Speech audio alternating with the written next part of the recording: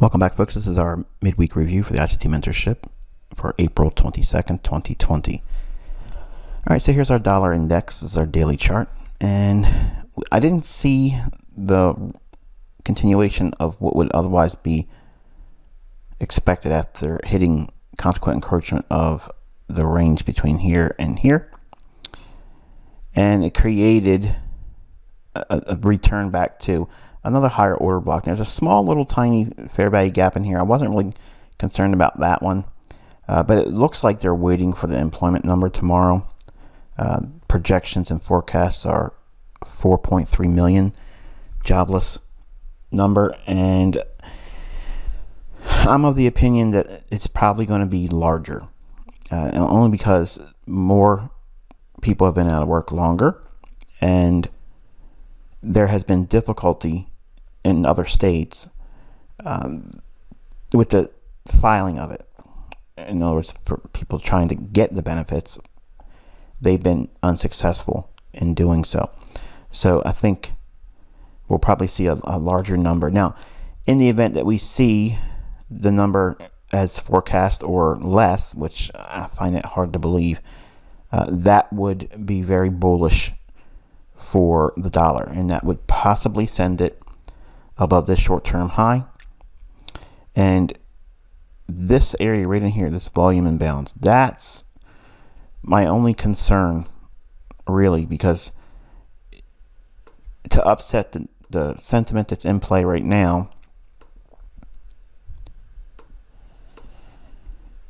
you could take out those that are already short with their stops resting here, because this is too much of a consolidation here, in my opinion.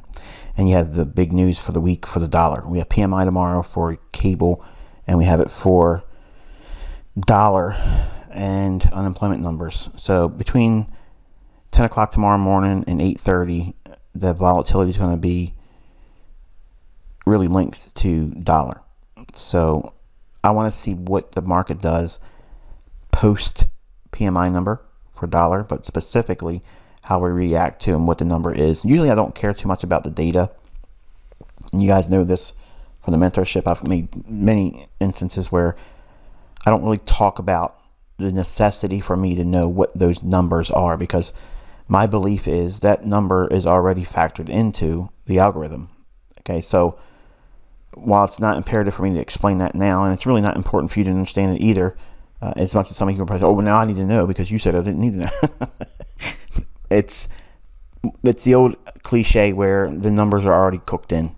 Okay, so what I want to see is what happens in the marketplace after the number hits the market. Okay, so do we see a ramp up, clear the stops, and some overzealous movement up to the volume imbalance, rather, tongue twister, and then do we reject, or do we plow right on through this? Okay, because if we go through this, we're back to looking at 103, what is that, 80? Yeah, 103.80, 103.85. But that it has to come by way of this volume imbalance being breached. So not a whole lot has happened this week. It's been really consolidated. Nothing really happening in the euro. A little bit of movement in cable over the three pairs, or not three pairs, but the dollar and euro dollar and British pound versus the US dollar. So we'll look at that when we get to it. But nonetheless, I don't have a real strong opinion. So what I'm watching is the effects of what that number in the PMI, and more specifically the unemployment numbers for dollar, and how we trade, if at all, above this high. Now, devil's advocate, say we stay below this candle's open, 100.66. All right. Say overnight we don't go across that, we don't breach it, and the number comes out right away worse than expected. We could see it break down, and then we have a small little volume imbalance right in here. Okay, so here's a scenario I'm watching. This is what's in my head, all right? Now, I'm not forecasting this. I'm not expecting it to happen. I'm not saying it's going to happen. I'm just saying, based on what could potentially happen, this is what I'm watching tomorrow. If we see a right away break lower, and then the PMI numbers, okay, create some kind of a retracement higher, back to rebound. After this is traded with a down close candle, it needs to rebalance with an up close candle. So it's got to pass twice in here. All right. So just like this here, if we trade up through it and comes back down, and it can act as support, and then it would lend well for 103.80s, 104s. But there's just a lot of uncertainty right now, and it's a 50-50, and I don't like 50-50. So I would have rather seen it obviously move lower, because then it would make it easy for a low resistance liquidity run here, and ultimately try to get down to this imbalance that's here in the form of a BISI, buy side imbalance, sell side inefficiency. But we're between the high here and the low here, so we're still in a range, and hasn't really shown any kind of displacement that would be supportive of a underlying narrative. So it's basically a gamble, and I don't have any interest in a gamble. But the only thing I've changed in the chart here is now I've moved to this premium array, this bearish order block, this one right there. Okay, so that's what's being highlighted, the open and the low. That's what these two lines are. Okay, and I'm still keeping the balanced price range levels in here just for completeness sake. I believe personally the draw on liquidity is here. All right. I know looking at this and then coming back, find support at the bullish order block, and then this movement here, it looks like it wants to go higher. If you just look at price like that, what I'm trying to factor in is they've really pumped this whole thing up. Every day has been an up close candle, but it's been difficult to really make a meaningful rally, because it really, if it's going to do this, it should have had no problem whatsoever just punching above here and being done with it. The fact that they haven't done it yet, and the news for the unemployment numbers for the U.S. tomorrow is looming at 8:30 in the morning U.S. time on New York East Coast. That to me sets the stage for a bait and slam. Okay, and bait and slam is kind of like what you expect to see.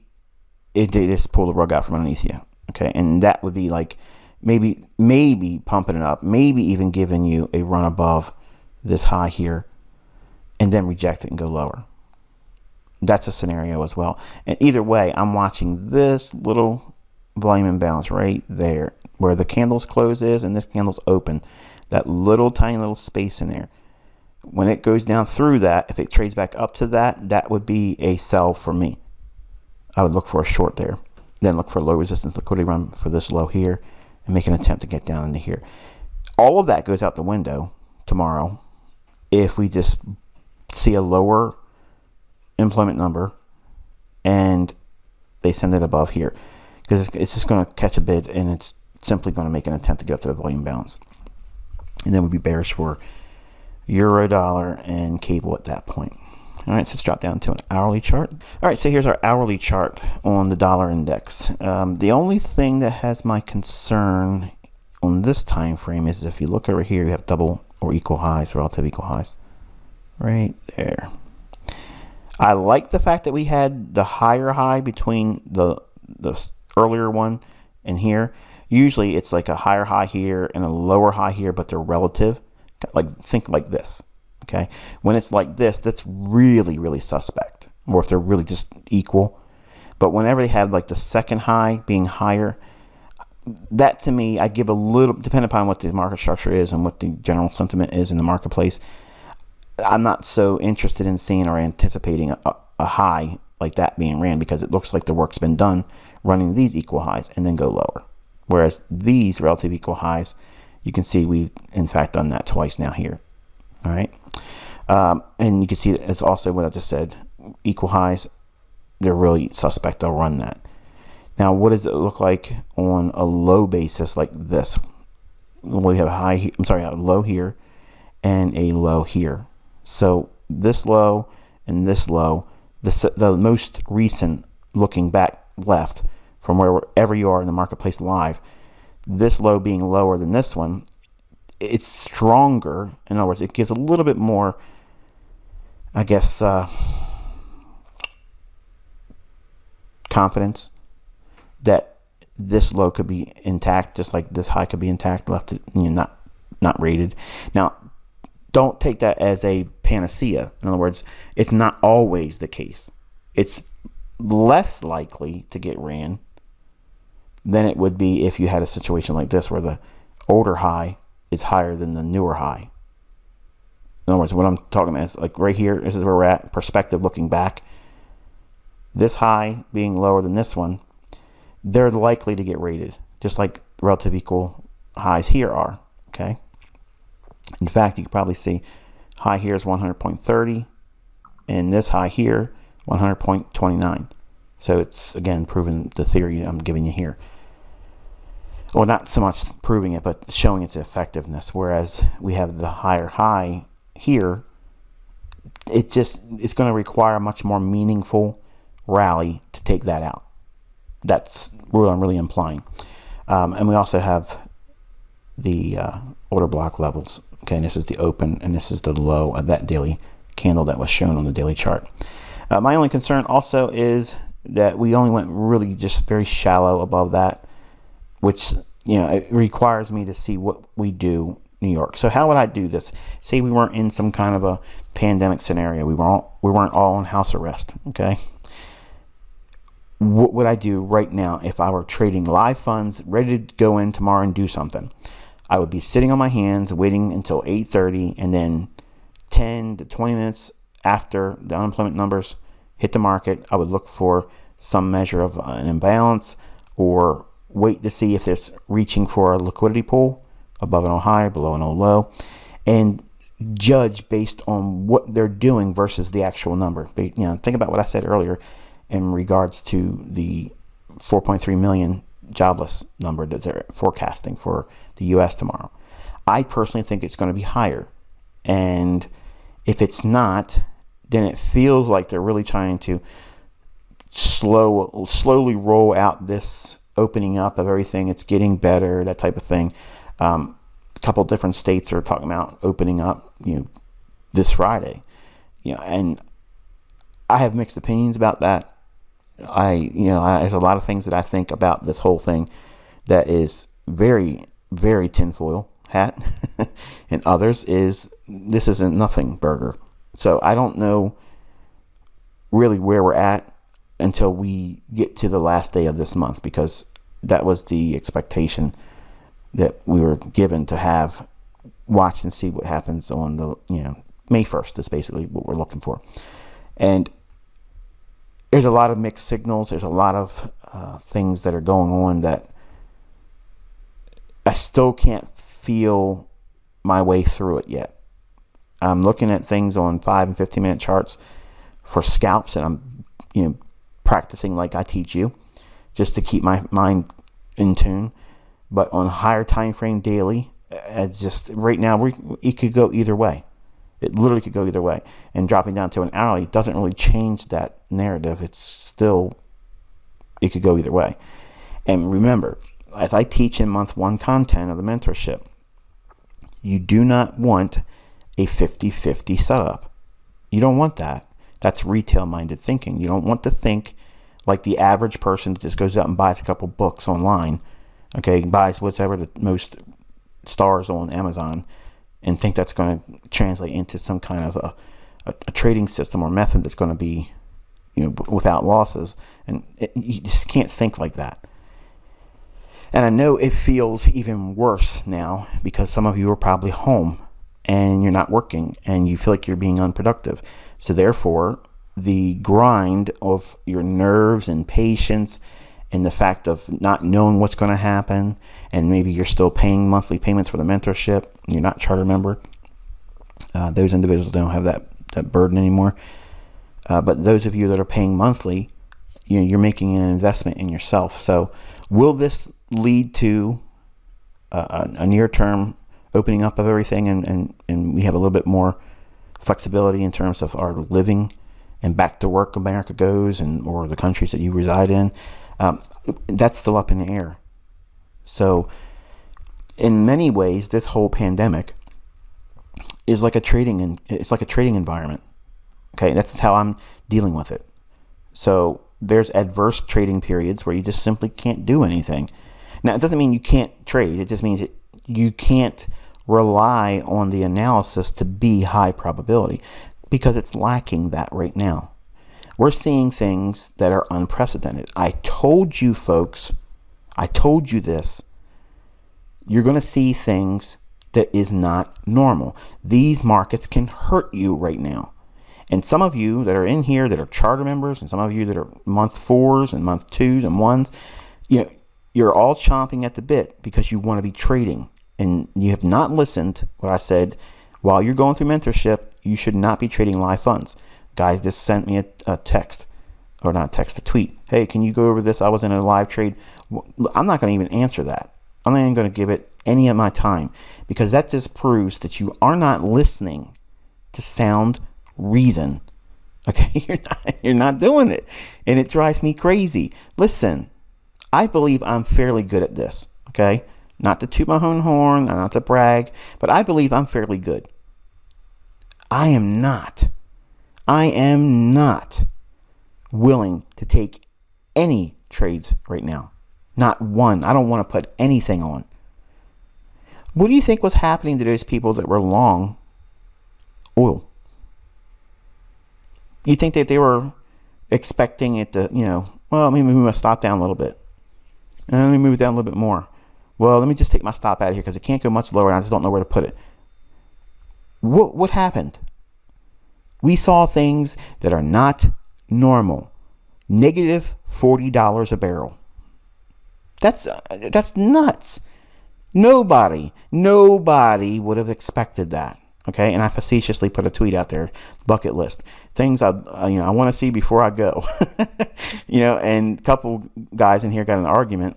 Okay, listen, if you don't know me by now, on Twitter I'm sarcastic. Okay, I got a vent there because that's my playground, and sometimes it's my dumpster. I just throw negative, toxic thoughts right out there, and it is what it is. But sometimes it's a joke, and nobody, and I did not imply, and that tweet does not imply either, that I called negative $40. So I know there's a member here, I just can't remember who he is. But listen, we're not done seeing things like that. There's still swans in the water. And if you don't listen to me at the most important times, whereas don't trade with live funds, that's not a code word for go out there and start trading with real money. Okay, I'm not trying to, speak to you in code. I'm being honest, and I'm trying to be as responsible as a mentor should be. My experience and my visibility tells me that this is absolutely dangerous waters. Now, you're paying to learn how to trade. That doesn't jive with some of you. Then quit. Seriously, then quit. Because I don't want you sending me emails about that you got destroyed in a marketplace. Okay, or you got caught offside and it just went completely the other direction, 1,000 pips like that. I don't want to read it. I don't want to see it. I don't want it on my conscience, because I know what I have been doing since 2016. I've been telling all of you, don't trade with live funds. You're learning. Right now, even if you're charter and you have a solid grasp on what you think you should be doing with your own model, do not trade with live funds. What is so hard to understand about that? You're not going to miss anything. Okay? You're all expecting to catch some lottery win. You all want to go back in time and be short crude oil. Come on. You have to be responsible. You are the very person that's going to see yourself succeed or throw the last handful of dirt and bury yourself. You can't be in these markets right now. You can't. And that's just sound advice. It's the voice of reason. It's almost 3 decades of experience. I'm telling you, we are not done seeing things that you would have never imagined happening in the marketplace. It's not done. So please, if there's one thing that you are absolutely going to listen to, it's this. Do not put live money at risk while you're going through the mentorship entirely, whether we have this pandemic or not. That's a truism. But ever the more, right now, don't even consider it. Because if you think times are tough right now, get caught in a marketplace where it takes you in an area where you owe your brokerage firm money and you ain't got it. Listen, folks, these markets can jump and skip to levels that you would have never seen before. Nobody was ever expecting negative pricing on oil. There's a quote unquote market maker on Twitter. We had issues in the past, and he's completely lost right now. You all know that I've warned and warned and warned, and I know what's going to happen. Some of you in here are not going to listen to me, and you're going to do some stupid stuff, and you're ruined. You're absolutely crushed. And you have yourself to blame for that. Or you have yourself to thank for that. There's nothing wrong with being flat right now. This is the best condition for you to be in right now in the mentorship, because you are seeing where things can absolutely go awry and blow people completely out of the water. Why risk it? Don't fall for that trap that, I might catch that crazy win. Yeah. How many times has that worked for playing lottery? It doesn't work that often, does it? Oh, but you never can tell, Michael. You can't win unless you pay to play. Well, playing in these waters, there's just too many sharks. And the water's too black to see them. You don't know what's out there. I know what's out there. And I'm telling you, I don't want any of you falling victim to it. All right? So that's the only rant I got for this video. It's good medicine, folks. I know it doesn't taste good, but swallow. All right, so let's drop down into the 15-minute time frame. And you can see we did have relative equal lows in here. But this is one of those instances where you have the lower low recent versus the previous low. This is more likely to be supportive of price if the narrative is in play that it's bullish. But we're in a large consolidation on the daily chart, and the market comes down, sweeps these here, and then we rally above. And we poke our head just a little bit above this short-term high. Why didn't it rally through that? Why didn't it have legs to continue? Where was the momentum? It just dried up. And to me, that's why I'm saying, because I know some of you are right now writing down email ICT. How does he know to think that it's waiting for the unemployment number? What I just explained to you here. If this rallied above this high here, why? What keeps it from rallying further on? The fact that all it's doing is taking liquidity below the market and above the market, and it's staying inside its predetermined range. So what could it possibly be waiting for? Well, it's waiting for the economic calendar tomorrow. This is what we have. So we have PMI numbers for euro, cable, and dollar. The unemployment number here, you can see it's the 4.3 million. I think we're going to go over that. But this number here sets the initial New York session, and it might be an Al-Qaeda trade. Okay, in other words, this number here, they may use that to take it one direction, and then the PMI turns it and goes the other direction. And I don't know how that's going to pan out. But if I'm watching it live tomorrow, which is what I'll be doing, so I'm not going to be active on Twitter.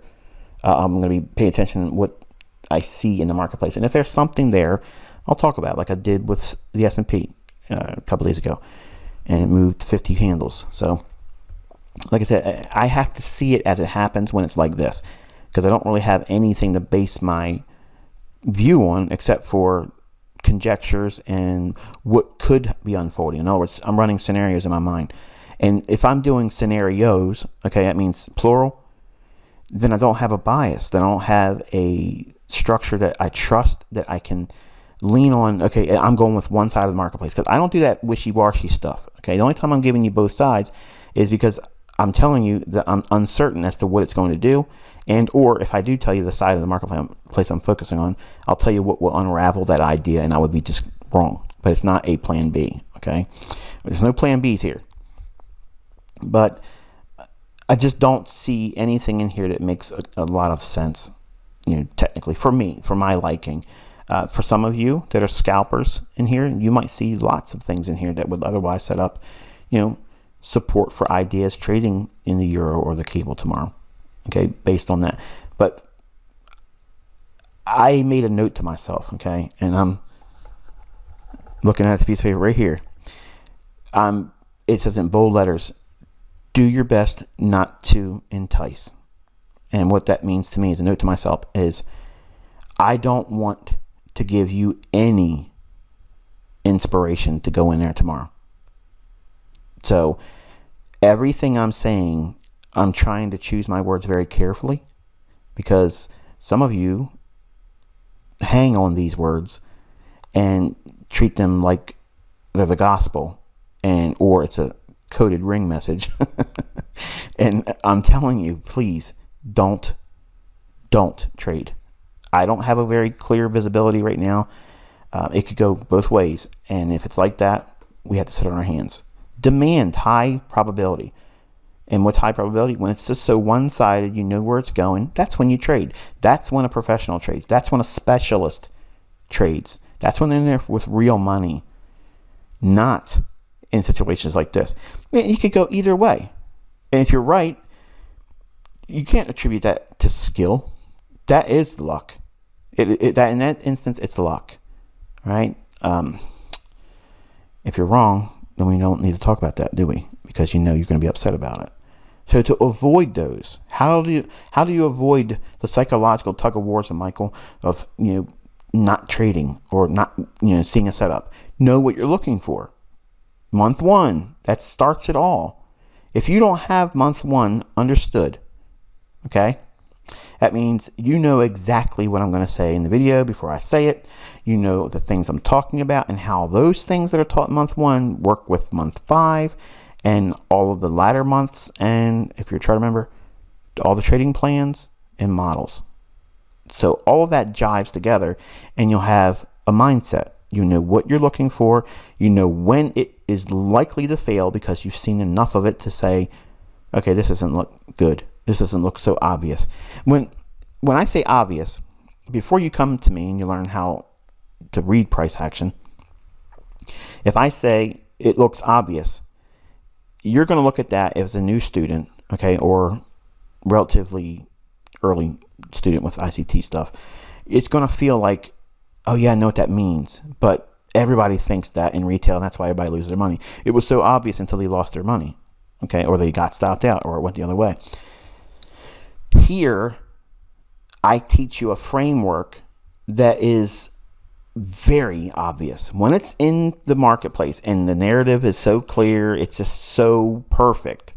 They happen almost weekly. Right now, not so much so, because everything's just wonky. Okay, it's just nothing is clicking together. They're not moving the way they should. There's a slight little variance here and there. I don't even like SMT divergence right now because everything is just screwed up. And now I'm telling you, these are the signatures that you want to identify and trust when you see them, that means you do nothing. Don't do anything. And grow comfortable. Reward yourself for not participating, because even if there are market moves, you cannot say for certain that you would have been in that trade or traded the entire time it held there, because that's the problem when you look back and you say, I should have just took that trade.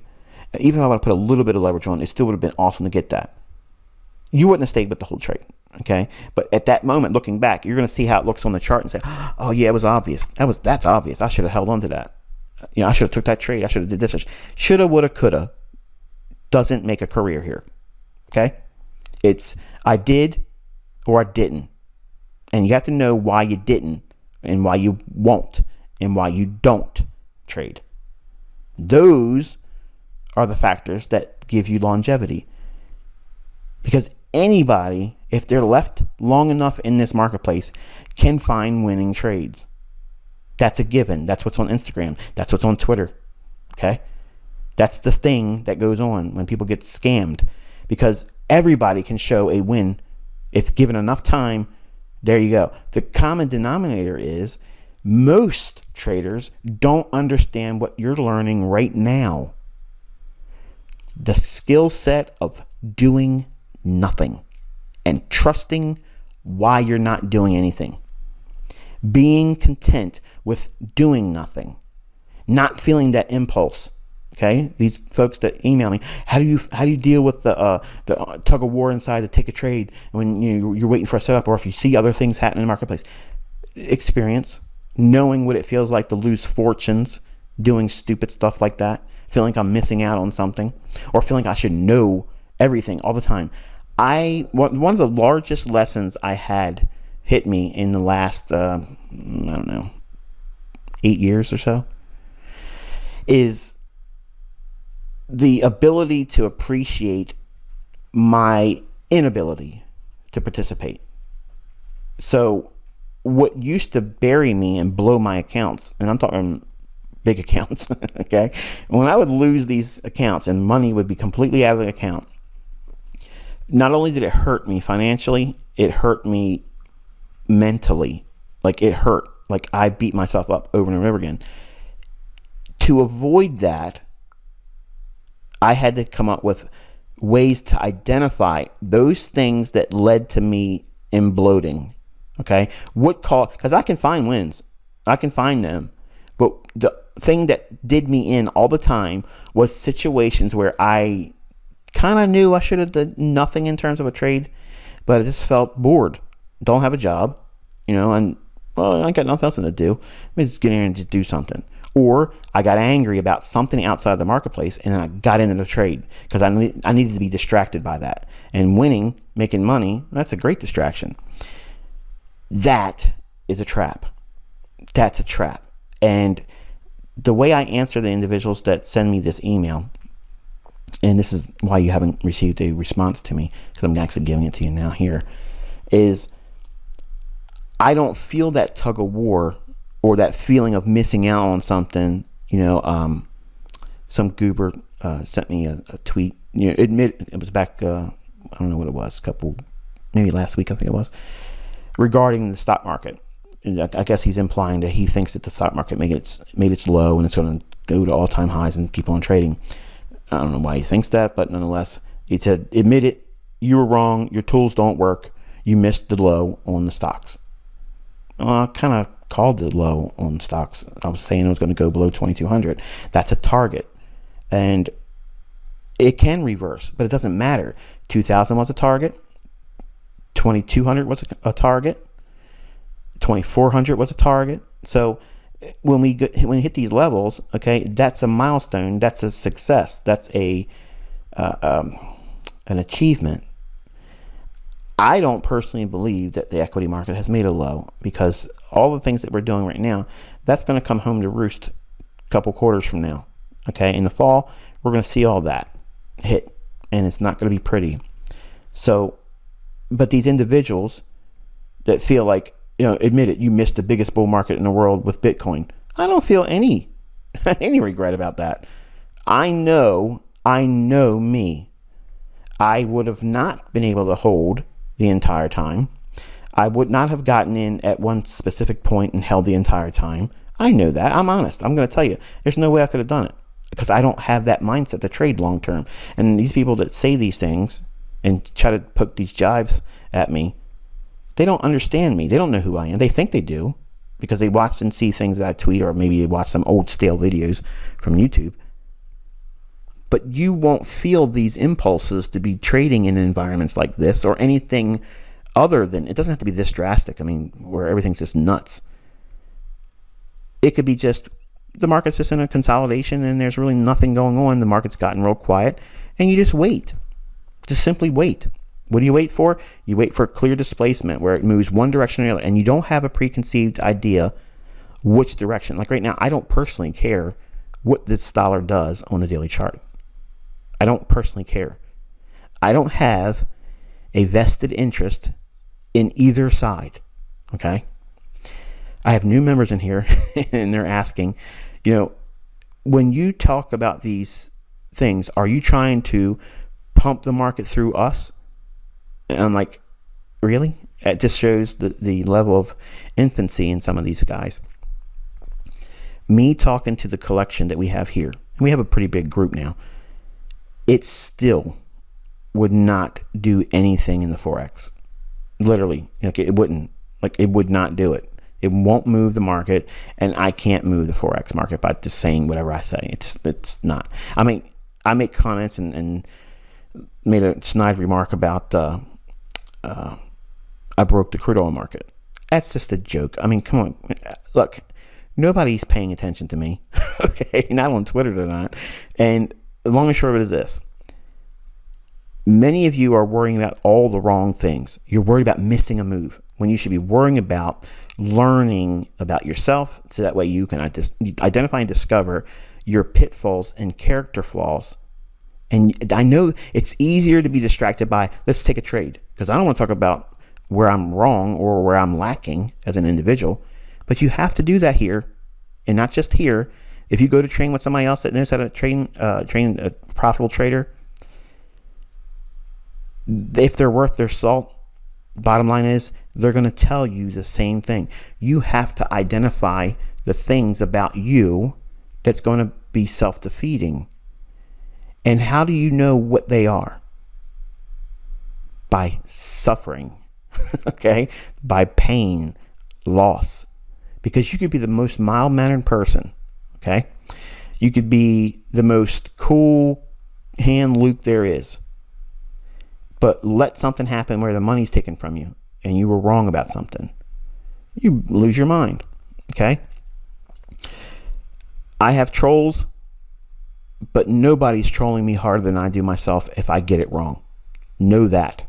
There ain't a person on this planet that could ever troll ICT better than I do myself, because I have enough experience, and I know 90% of the time, once I put that trade on, I know if I'm likely to see a trade pan out in profitability or not.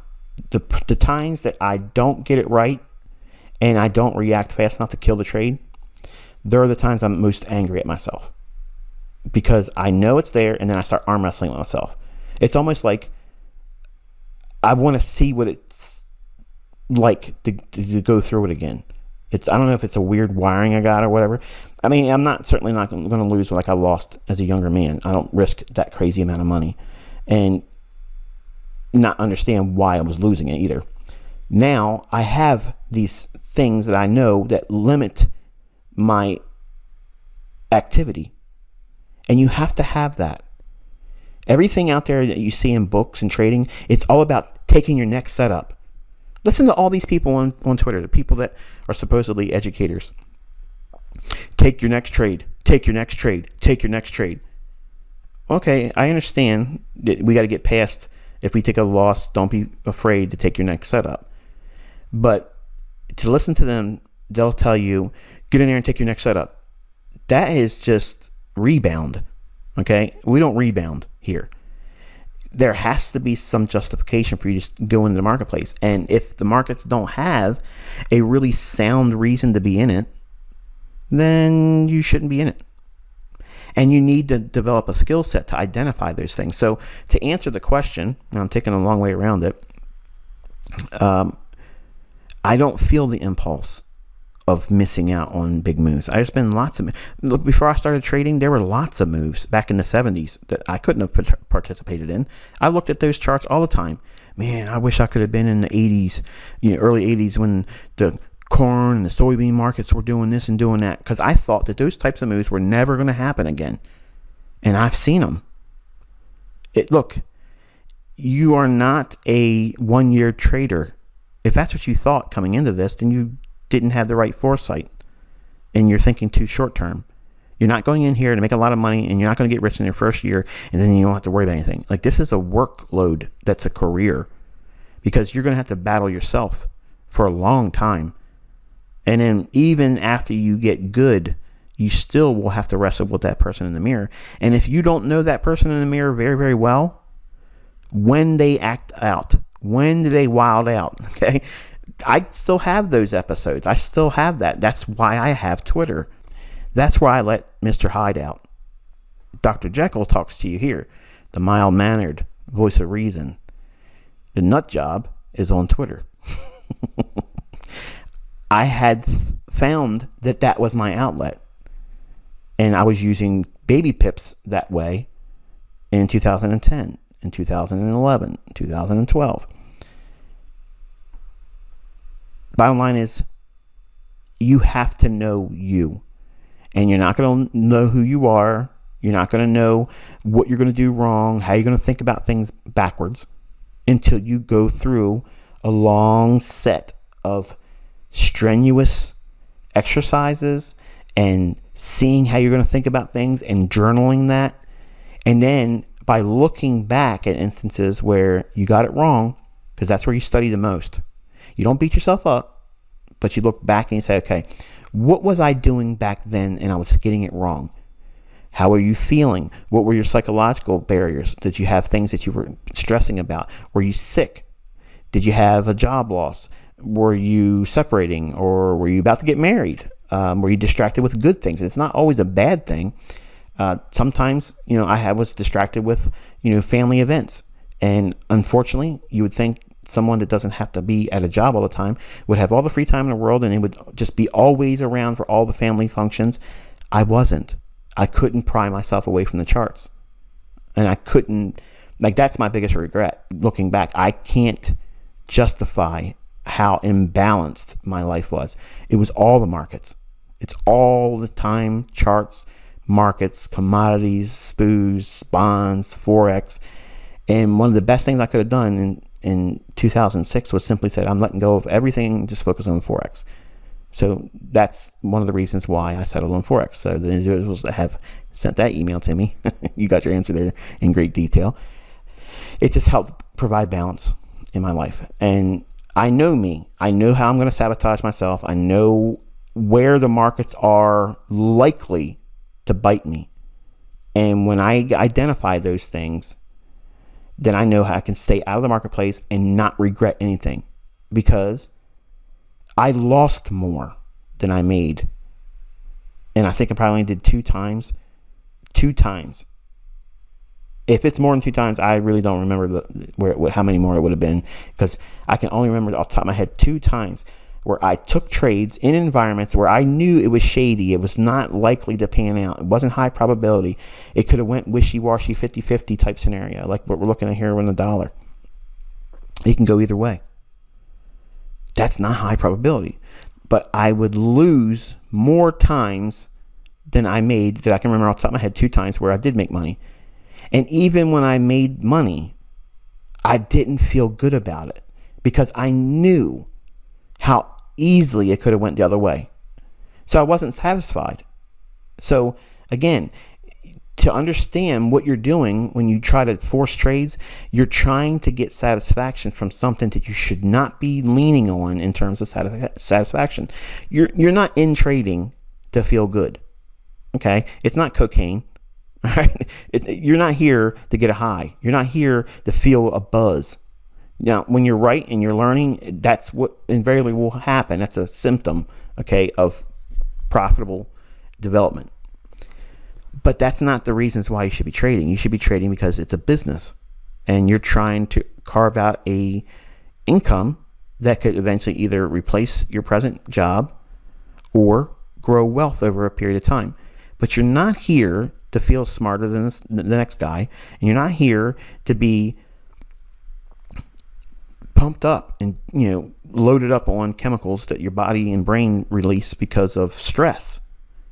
And like I said, you're going to discover these things by time. And that's why my mentorship was set up for a minimum. You got to be involved for a full year. And some of you folks that joined right now, you are in the best environment right now. This is the best environment for you. It doesn't feel like it. You feel like, oh man, this ain't worth it. Trading's done. The markets are screwed and I'm done. I'm not paying for this and I'm done. And some of you are thinking, well, now I'm just giving you a sales pitch to stay. Listen, I don't need anybody to send me any more money. You're done. Like, if you think that way, you're never going to be a trader. You're never, ever going to be a trader. There's going to be markets. Something happens, I don't know when, but it's going to smooth out to some degree. And there's always going to be markets. There's always going to be trades to be taken. Okay? Even if the New World Order is established, there's going to be trade. Okay? Greed is always going to be there. So as long as there's markets, there's going to be trades. And there's going to be low resistance liquidity runs. And you have to know what they look like and what the symptoms are that leads to environments that are not conducive to finding high probability, low resistance liquidity runs. And right now, in this dollar index, I don't see it. Now, some of you, again, may think, well, it's obvious. It's up or bullish. And others will be like, yeah, I can see what he's saying, but I think it's going to go down. And others are thinking, I don't know what to think because even ICT doesn't know what's going on. And guess what? That's the crowd that's right. Because I'm telling you, I don't know what this dollar is going to do. Right now, where it's at, right now, this chart, right now, this moment, to save my own life, I could not tell you one direction or another. So did I convince you? Did I convince you right now that I don't have any clue whatsoever that this dollar is going to go higher or lower right now? Trust me when I tell you, it can go higher or lower, and most likely, if you put a trade on, you're going to be offside and you're going to lose money. It's not an arm wrestling match. I'm not impressed if you come back and say, well, I did this and did that. In fact, I'm discouraged as a mentor because you're not listening to the advice I've been jawboning on this entire video. Risk is high. Uncertainty is high. It's not the buy the rumor, sell the fact, okay, cliche. It's not, oh, it's this. Everybody's afraid to do it, so let's do it. No. Again, look at oil. We're not done seeing things like that. You have no idea what's coming. I have no idea what's coming. Not specifically, I don't. Because of that, because of the lack of visibility, because usually I got a pretty good feel for what's going to happen and where it's going to happen next. I don't know where the next shoe is going to drop. I don't know. And I don't like casinos. I don't like gambling. I don't play the lottery. That's a sucker's game. I want easy money. I want easy, low resistance liquidity runs. I spent my whole life looking for the signatures that leads to that. And that's the Holy Grail. It exists. And right now, there ain't no grail. Okay? It's a whole lot of traps and pitfalls waiting for those suckers that walk out there and stick their head in the noose. It's just going to be pain. So why do it? Be thankful that you're not engaging and learn from these environments. Really, really study yourself right now. If you think that the market's going to do something, write it down and be detailed where your stop would be. And if the move starts to happen in your favor, when are you moving your stop? Where does it go to? And if it stops you out, really think about what that would feel like if you were in it. Or whether it stops you out right away. Or, God forbid, it does what I've been trying to prepare you for in the event of something terrible happening. The market does something completely unexpected. You have no idea what these central banks are going to do right now. Nobody does. No one on this planet knows what's going to happen next. They don't. There isn't one elite professional that's out there right now figuring it all out before it happens. It's not happening. Okay? It's not. So don't think that you're going to get that here from me because I don't know what's going to happen next. What makes me good is I know when the markets are primed and it's one-sided. That means it's going to run for a particular level and it's geared to do so. And then I just trade on it. But if I don't have an opinion about where the side of the marketplace is the most easiest to trade to, and it's not always a trending environment like some goobers in the past thought it was. I don't need a trend, but I need a structure that makes sense. Right now, we don't have that in dollar. Now, for some of you that have been impatient or are impatient and are looking to trade, you're going to see in this chart, like a Horseshack, it's whatever you want to see. Some of you can see this as it's a sell. Others feel like it's going to go up because you're seeing and projecting what you want to see. Where I know by experience, I can see both sides very, very plainly and understand this and write it in your journal. If you can justify both sides of the marketplace as a trade at any given time, and what do I mean by that? If you can look at the market at any time on a chart and say, okay, right now it could be a sell right here, and it could do this, this, and this based on what you're learning from me, and instantly go right back into the chart and say, but I can justify it as a long if the other trade was a short. The opposite is said, and you can justify it. If you can ever do that, that is what the signature is for when it's 50-50. It's clear and easy when you understand it like that, but for years I wrestled with it until I figured out that it needs to be so obvious and one-sided. That's high probability. That's when it's easy. That's when trading is easy. And I wait for those environments. But if I can sit down with my own tools and justify a trade on both sides, I have no business being in there. Zero. For some of you, a light bulb just turned on. For others, you need to change the bulb. Moving on. Eurodollar.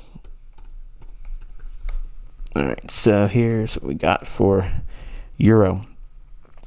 So far, Euro's pretty much done what I outlined a couple weeks ago. I said that we'd probably stay in a range and really do much of nothing. Looking at it like this, again, I don't have a strong opinion one side or the other. And it looks like it is heavy and wants to go down. And then obviously that would do what for dollars? It would justify some bullishness on the dollar.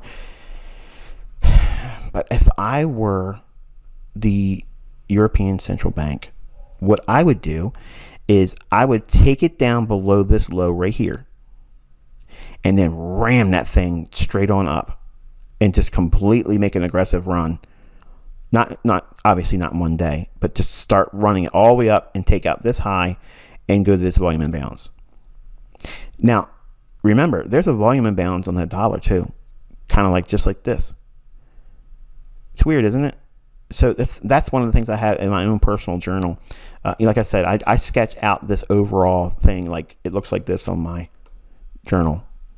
Like I'll draw kind of like this line here in the major swing point highs and lows and such, or wherever there may be an imbalance or a SIBI or BISI, the level I'm really interested in. Then I'll just draw a little notation here and I'll just say, SIBI and then in the price level there. I don't have screen captures of my charts. I teach it to you that way because it's very easy for all of you to be very, very organized, highly organized, much more organized. You could be much more organized than I have been over almost 3 decades now with journaling, because you have the ability to screen capture charts at any given moment and keep them in an Excel file that's searchable. I don't have that luxury. So when in my notations, I've noted that this volume imbalance, it's very similar to what we saw on Dixie, where it has a volume imbalance up there too. So that's just one thing, but you can see right away how this can be justified. Anyone that's gone through my mentorship, they could sit down with this chart and justify scenarios how it could be both sides. And again, is that high probability? No, because 50% of it likelihood going up and then 50% of it likelihood going down.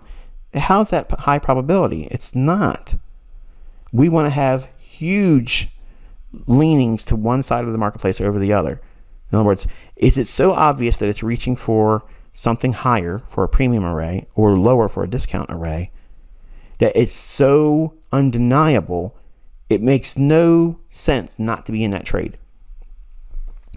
Now contrast that logic I just gave you, okay? Because if you listen to it for the first time and we didn't talk about what I talked about for the first 30 minutes of the video here in this rant, it would sound like, oh, you're just talking yourself right into the trade. No, there has to be a logic to the marketplace moving your direction. And it has to be in such a capacity that it alienates the opposite side of the market. In other words, it shuns it. There's no possible way interpreting price with my concepts. It can be a sell when you're looking for a buy. It can't exist in the chart. It cannot exist. And then if that's the case, then it makes no sense for you not to be in that trade. Now, it doesn't mean trade every trade like that, but I'm just saying in the sense that before I sit down and take a trade, before I'm entering a trade, I'm doing that process. So I'm actually doing an analysis twice every single time I get ready to get into a trade. So if I look at something and say, okay, right now I think it's going to go up. Okay, I think it's going to go down. At that moment, when I say in my head it's going to go up or it's going to go down, I'm bullish. I'm siding with one side of the marketplace. I immediately say, okay, how could I be wrong? What's the other side of that? Because someone's going to take the other side of my trade. So what do they see? And that was one of the biggest epiphanies I had, whereas I learned to not only see what the competition would be seeing. If I'm a bull, what does a bear see? And I know that they're trading garbage. So if I use my concepts, can I justify a short when I'm looking for a long with my concepts? And if I can't, and I can only see the long, then I know what I'm doing. I'm not going to be confused about if I'm wrong. I just was wrong about the trade. I'm not going to have anxiety about being in the trade because it might go the other direction. I don't see it like that. I just have a stop to take me out of the trade, do its job, and it does its job. I'm not worrying about the stop losses working or not, because ultimately you can't control if it will or not. And that's what my point is now. Okay, stop losses in this environment don't matter, because if the price is at one price here and then your stop loss is 60 pips above, okay, say you're position trading and you're comfortable with something like that, even like a 60 pip stop loss or 100 pip stop loss in the environment we're in right now, these markets can gap hundreds of pips. Where does your stop get activated? The first trade beyond it. And you're going to be asking your broker, why didn't you fill me at this price? My stop loss was here. What's going on? The real world's what's going on. Okay? And you need to know, I've been in those situations before. Okay? I've been in futures markets. I was in 9/11, stuck, fearful, scared to death, not knowing what to do. You don't want to be in that situation, trust me. Okay? And we are in something worse right now than I endured and saw and witnessed and participated in 2001. When those buildings went down, things changed.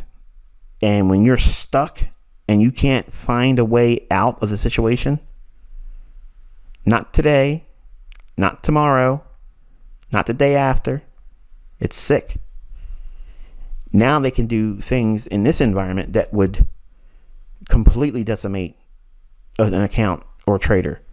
And you don't think that a central bank would love to move aggressively on large funds right now? Of course they would. It's the land of the carnivores right now. And the central banks have the biggest and sharpest teeth. And I am not stepping outside of the brush where I'm at now. I'm staying hidden. I'm not making a move. I'm not exposing my neck. I'm not putting myself out there because I know the dangers right now. And hopefully this video, because honestly, this video, if I said nothing else and turned the video off right now, what I just talked about and told you was worth the mentorship. Because you're going to all find profitable trades. But if you don't find the logic and the importance and truth that I've laid on you in this video, it won't matter how many good trades you can find, because all it takes is one really bad one. And it doesn't have to be a lot of money the first time, but it sets that loser cycle in motion. And all of a sudden you'll start seeing things that ain't in the chart because you got to fix something that's broken when there's nothing broken. You took a loss. You got it wrong. Or the markets are not aligned. This is not a symmetrical market right now. It's decoupled. You have to sit and wait. And guess what? Here's the rub. It might take the rest of this year. Are you prepared for that? Are you prepared to sit back and say, okay, I'm not engaging. I'm going to learn, study myself, because this is the best environment to do it in. Because you have the likelihood of hurting yourself if it was live money. See how often you get it right now. And what you learn about yourself when you have it wrong, that's the gold mine you need to mine. That's the very thing that you need to explore, because that is the very thing that's going to keep you from becoming successful. It's going to keep you from becoming wealthy. It's going to prevent you from being a trade at home, and this is your career, and wealth is within your grasp. That factor in all of this is the very thing that's going to derail you. And you don't see it yet, and maybe you didn't see it before this video, but you better hear it and see it now, because it's the real story of why people blow it. It's that. Nobody quits making too much money. Because if that's the case, I would have stopped a long time ago. It's not how it works. Okay? Every time you have a goal, if you reach it and meet it, oh, let me see if I can get to this next goal. And it's never enough. There's never ever enough money. That's one thing you need to understand right now. You all might say, oh, I'm going to be Mr. Humble or Mrs. Humble Pie. And if I just could get this, I ain't going to try to trade anymore now. I'll be happy with that. You're a liar. You're lying. And you may feel well-intended right now saying it, but if you reach that milestone and you look back and say, wow, I know I could probably do 3 times that now. And what happens if I really push it? Wow, where can I take it? Then that level of curiosity will just completely remove that goal and bookend in your career, in your mind. It'll just be moved aside, and or the goalpost will be pushed out farther, and you'll aim for something bigger and much more impressive. But if you don't understand how everyone blows it this way. Every single person out there blows it like this. And it's amazing how out of all the books I've ever read, no one has ever identified it, wrote about it, and showed how it is avoidable. Now, everybody is an author. If we had them all in the same room, they could quickly raise their hand and say, oh, no, I have a chapter that says, trade your plan and, limit your losses, cut your losses. That's not what I'm talking about here. That's not what I'm talking about at all.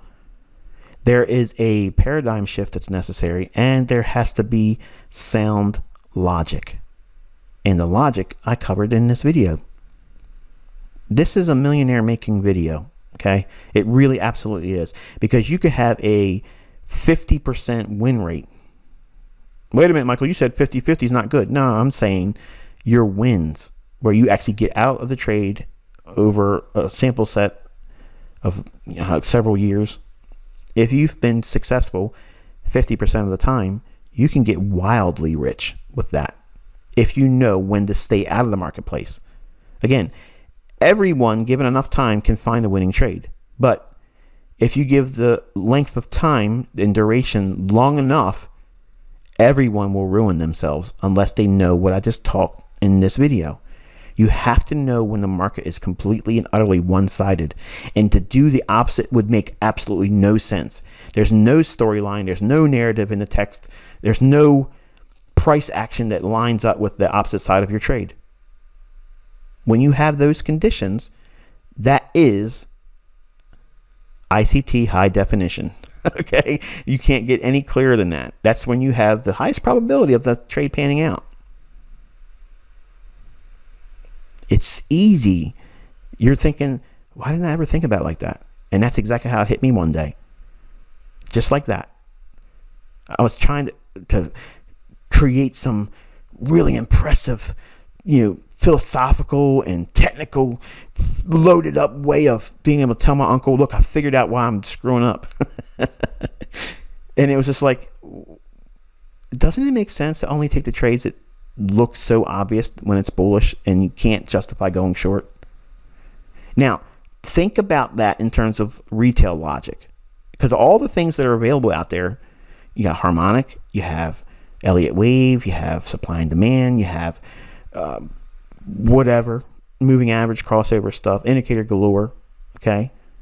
All those things out there, and support and resistance obviously can be tortured to death, justify both sides of the marketplace. That's why it creates so many losing traders, because it's a buffet of poor logic. All of those things out there, classic chart patterns, classic chart patterns, they can be twisted and tormented in such a way where they'll confess to saying whatever you want them to say. They're all Rorschachs. You're going to see what you want to see. But what I teach, it's one-sidedness. When the algorithm, when IPTA is so perfectly lined up to go higher or lower, and you can't justify it in its own language, its own concept, okay? Everything that I've laid out for you should only be seen on one direction and not both. If you ever have the instance where you want to take a trade and you can justify it on both sides, don't take that trade. Paper trade it and see what happens. If it pans out, it builds your confidence. Don't look at the negative side and say, I didn't make any money, it sucks. That's the worst thing to do. The right thing to do is say, it panned out, the system worked, the method worked, the logic was there. If it's wrong, then you have a gold mine to just get in there and say, okay, what am I feeling? What is the sensations I'm experiencing right now? What am I thinking about? What did I immediately latch on to was the catalyst of why it didn't work? Did I start calling myself names? Did I tear myself down? Oh, I'm stupid, or I was dumb. I don't know. I'm never going to get this, blah, blah, blah. All that stuff, okay, shows a lot about you and your character, and they have to be identified. And if you don't have them right now that you think of, okay, it's because you probably didn't explore yourself deep enough. Everybody has that. Everyone has a point at which they will break. And then you need to know what you're going to do and how you're going to react and how you're going to think in that state. Because when you start trading with live money and you start seeing your live account go down 5%, 10%, 20%, 30%, you need to know what you're doing.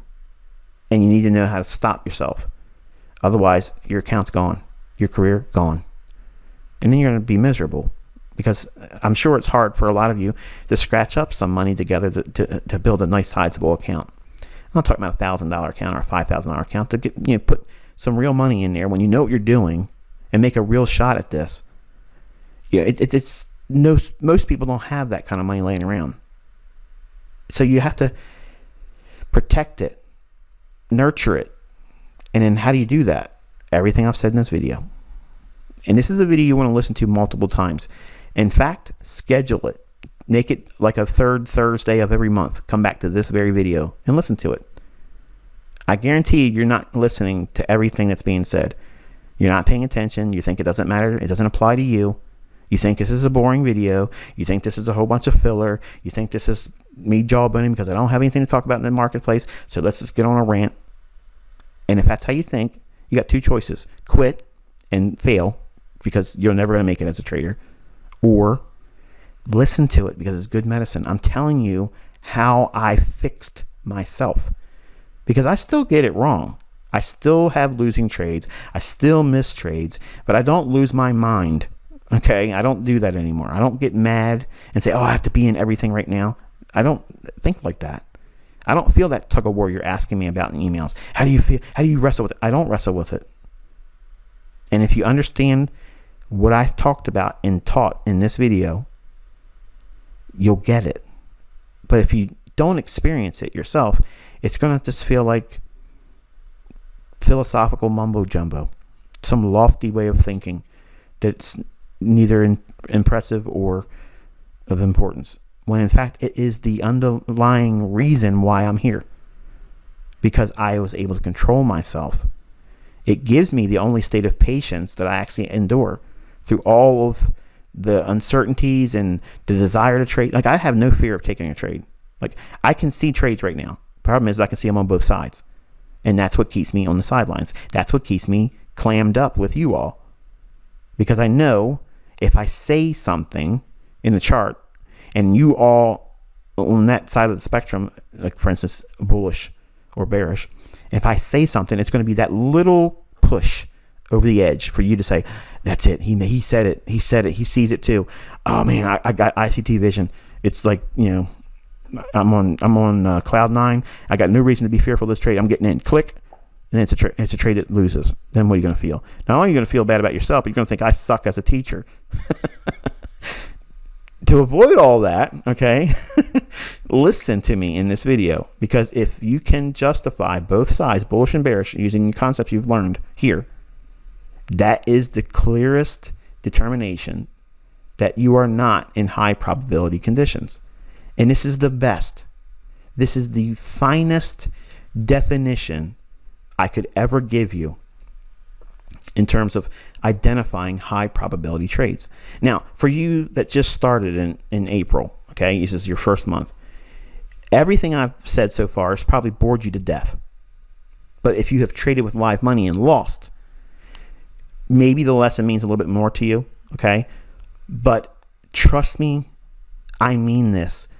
Everything I've said to you in this teaching thus far, the logic, the mindset, the things that you're supposed to be looking for in the marketplace, in the charts, what is it that keeps you on the sideline? Because until I gave you this video, you probably didn't know.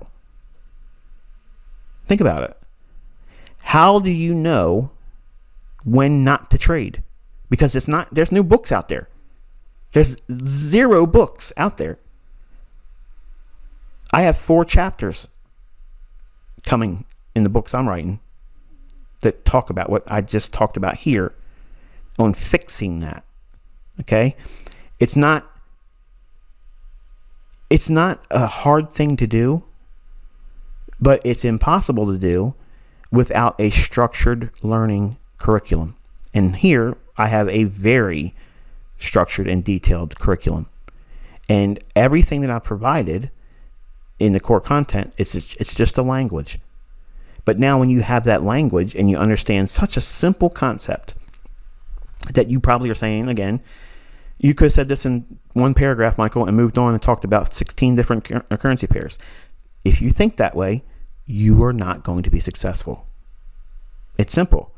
Because you're worried about all the wrong things and you're impatient and you're not focusing on the most important factors that leads to longevity and success and wealth. I did not get here doing where's the next trade, where's the next trade, where's the next trade. I blew all my accounts with that mindset. Every single time I dusted an account, it was with that mindset. And some of you young guys in here that think that way, maybe you need to blow a couple accounts. Maybe you need to have that suffering and pain before you'll listen to it. Some of you probably won't go back into it after blowing 1 or 2 or 3 accounts. You'll say, I just can't deal with it anymore. It's over. And it's avoidable if you just listen to me. Like I said in the last video, you got to listen. You have to listen. What point is it for you to be paying me, sitting down watching all these videos, studying all these things, if you're not willing to listen? Because if you're not willing to listen, it doesn't matter what I talk about. I could come in here and start talking about moving averages. I could be in here talking about harmonic patterns or Ichimoku, whatever that is. You get what I'm saying? Like, you either have to be completely all in, or you're in here trying to cherry pick what you think is going to be useful for you. And that's stupid. And I'm just going to come right out with it. You're being stupid to think that way. Everything I talk about has its place. Everything I teach you has its place. Again, the up to data range is a perfect example. There's guys that came out when I first put it out there, and so many people quit in the first group at month 5. Lots of people quit on month 5 because number one, I hit them with so many things. It's a lot to take in. But if the data range was like, oh, it's just nonsense, and they have no idea. They have no idea the importance of it. Everything that you're learning here has its place, has its little place in the grand machine, and it's a cog, one little gear.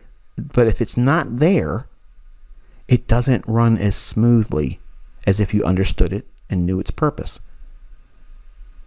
But you are the machine. You are the trading enterprise. Okay? ICT Incorporated. 1992. Established November 5th, 1992, 9 p.m. on a Thursday night. Think about that. I remember that day. I remember that day coming home tired, and I just wanted out so bad. Hated it. And when I opened that book that later on proved to be nonsense, it gave me the desire, the hunger that I'm going to learn how to trade. I'm going to do that. And when I turn 40, I'm done. I'm not working for somebody else.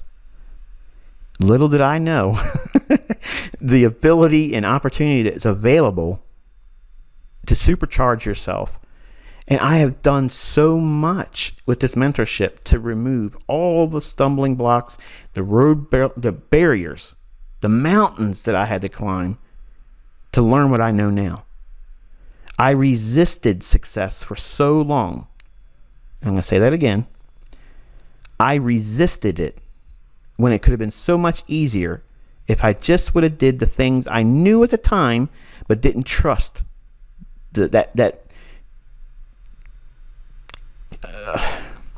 Common sense. It's really what it is. It's common sense. But nobody thinks with common sense in trading.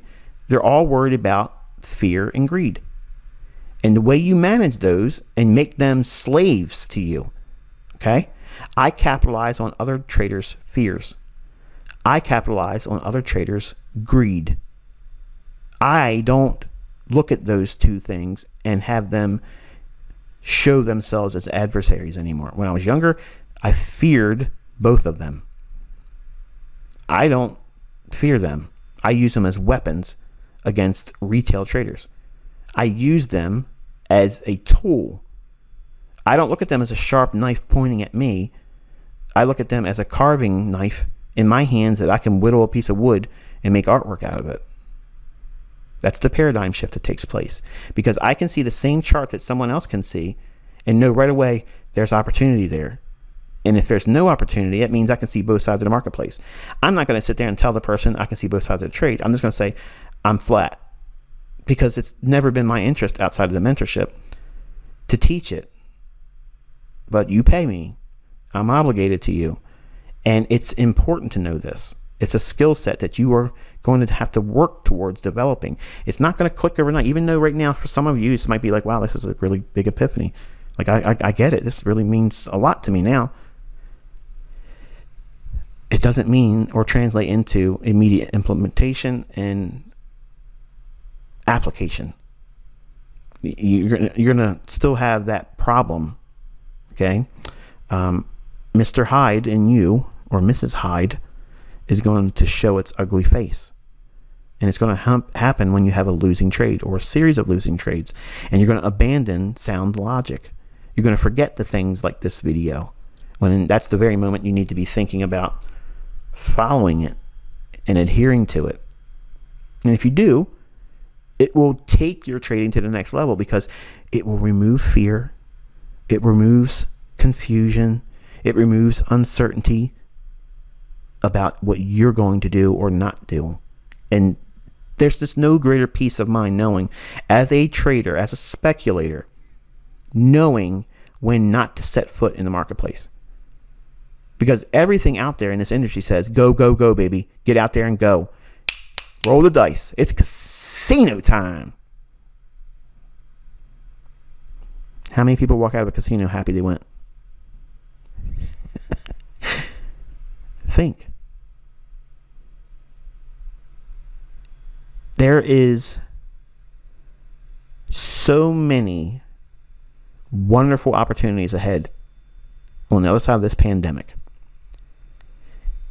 There's even more pitfalls and snake pits that you're going to have to make the choice of either stepping down into or waiting and avoiding it entirely. And that clarity comes from applying what you've been taught here. If you can make the case for both sides of the marketplace with my tools, that is not a high probability condition. That's not a scenario that's high probability. So if it's not high probability, do you have any business being in there taking a trade? No. Right? All right, so let's look at the euro. Again, it looks like we have a build up, like it's building an ascending triangle type thing. And that's how retail would see it. And it could do it. I'm not saying it can't. But me personally, I think that if they could take it down here and blow this low out, and in tomorrow's numbers, make an attempt to make an aggressive reverse on that and send dollar lower, I'm not saying that there's any reason for euro to be stronger than the dollar. Okay, I'm just speaking in terms of what would be the most painful event. To me, that's what would be the most painful, because it would set everybody in motion thinking, okay, it's going to break down, this low is going to get taken out, this old low, which was low here, okay, support, when it breaks, okay, it's just going to keep on going down.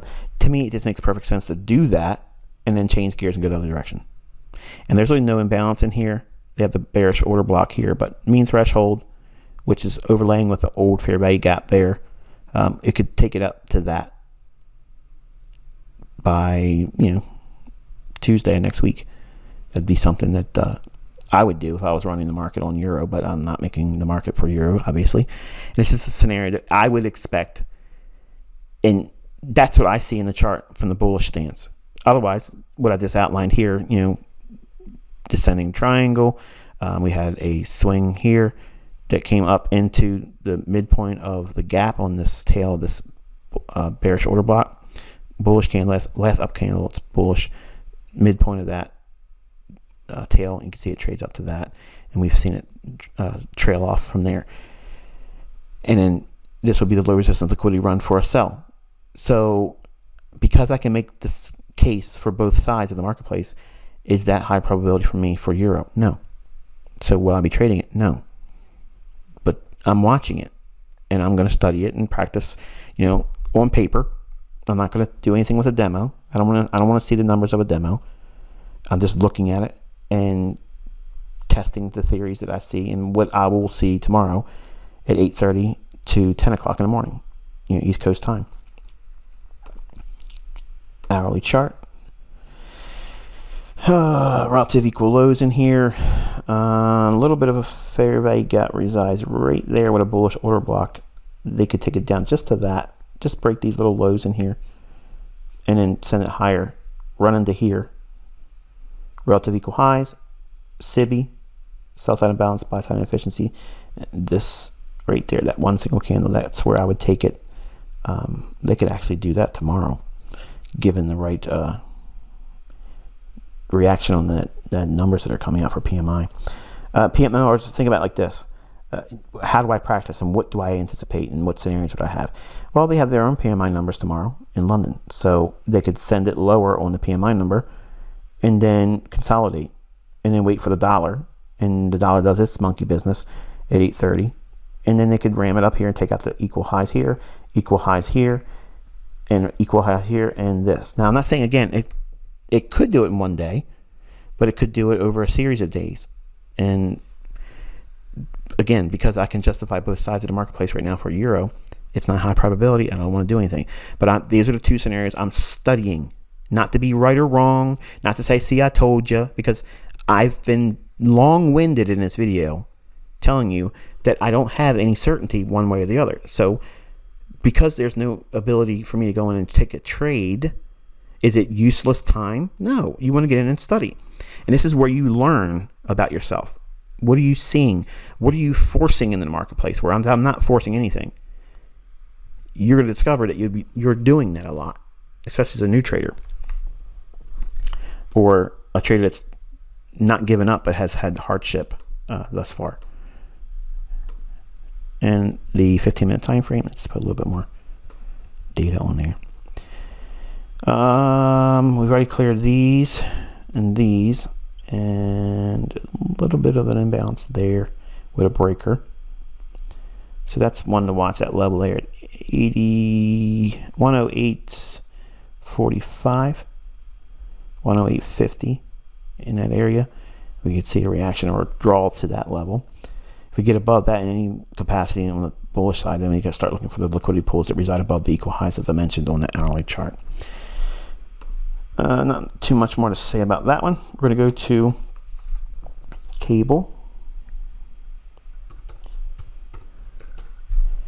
I didn't want this video to be that long, but once I got on the rant, it just I went with it. All right, so cable. We're a little bit deeper than I wanted to see it go on this order block, and you know, I could see them keeping this low intact, using the order block here, and in other words, not even breaking the low here on the 21st, and just send it higher, then move up into here.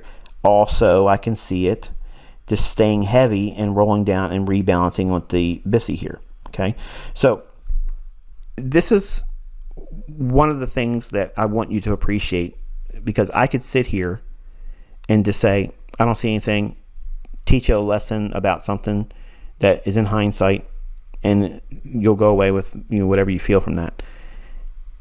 I don't sugarcoat anything, okay? And I want you to appreciate the fact that if I don't see something in the charts, I want you to, number one, know that I don't. And I'm trying to be exhaustive in the reasons why I feel the way I feel.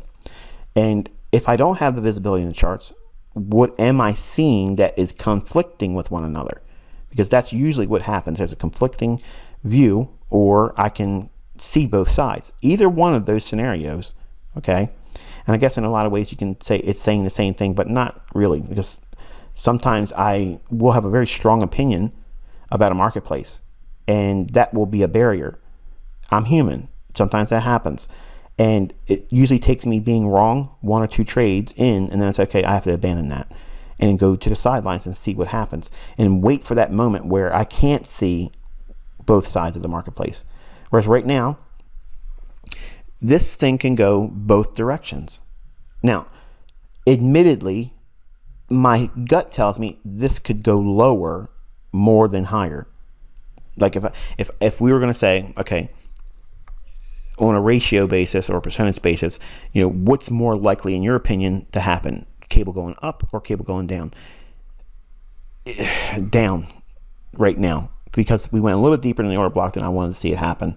And I don't have such a high degree of certainty with the dollar. So if I was only forced to trade on one chart, and the chart being the British pound versus US dollar, it would be just run above this high here, get a short in the form of an institutional order flow entry drill, go short right at this candle's high, and that's what I would do if I didn't have any other view on the marketplace, and if I only see a short, that's how I would do it.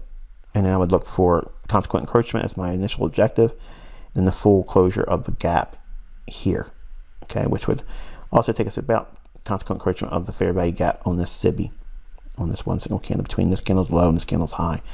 So right about in that area of, what is this high? 1975. Yeah, 1975, 1980. Okay, that's what I would look for if I was only short. But if I was bullish, I would say keep this order block intact. Don't go below this candle's low of 22.47, and to see it go higher and run into the SIBI here, back into the consequent encroachment of the gap on this candle's tail. And again, I talked about that in previous recordings as to why I have this level here.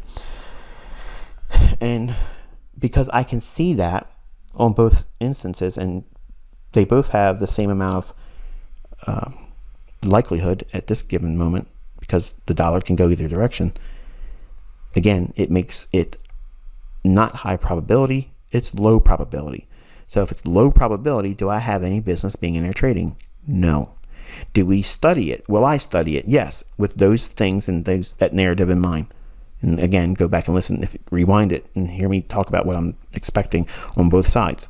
And then we study that, okay? There's instances where you being wrong or me being wrong in your analysis will be the turning of the tide. And then all of a sudden, like some of my best runs in a series of winning trades have come on the heels of taking a losing trade, admitting that I was wrong about it, and then saying, okay, what was I wrong about in here, and aligning myself with the marketplace, and then bang, I'm in. But many of you as a new trader, and some of you that have traded for a while just don't have consistency, this is going to mean a lot more to you, and it'll mean something that you can resonate with. You think that you want to avoid that losing trade because that losing trade makes it feel like it's impossible for you to do this. And the likelihood of the following trade after that is going to be a losing trade too, which is the reason why you don't want to take the next trade many times. And that trade is the one that pans out. And then you're in another series of regret because you took a loss, you feel bad, you see another setup that you would take normally, but now because you took a loss, you're fearful of taking it, and then it works out. And then you're like, and you're in a state of regret and depression. Now you're in a chomping at the bit moment. Okay, you want to get in there like a pit bull chasing after a pork chop. That's the trade you take next. And what happens? You take a loss because you're trading on emotion. What does that mean, trading on emotion? You're trading on the likelihood of getting a win, then that will fix the boo-boo that you feel in a psychological squeeze of getting it wrong on the first one and missing the right one. Okay? That's classic scenario. And I went through that many, many times in the 1990s. I went through that a lot. Lots and lots of that. Okay? And what fixed it was me going back and looking at my journal and saying, what was I feeling? What was my motivations? And what was the trades before that trade? This is only going to be happening for those of you that do the work in keeping a journal. It sounds corny. It sounds quirky. Like you don't want to do it, especially the men. I don't want to do that. It sounds stupid. You're robbing yourself of complete and utter dominance as a trader. Like you will know what is like. Where's your kryptonite? You got to know what it is. Otherwise, you're going to fall victim to it all the time, and you're never going to grow any wiser because of it. You're just going to be like, oh, this sucks. Oh, that was a losing trade. Or they got me again. They got me.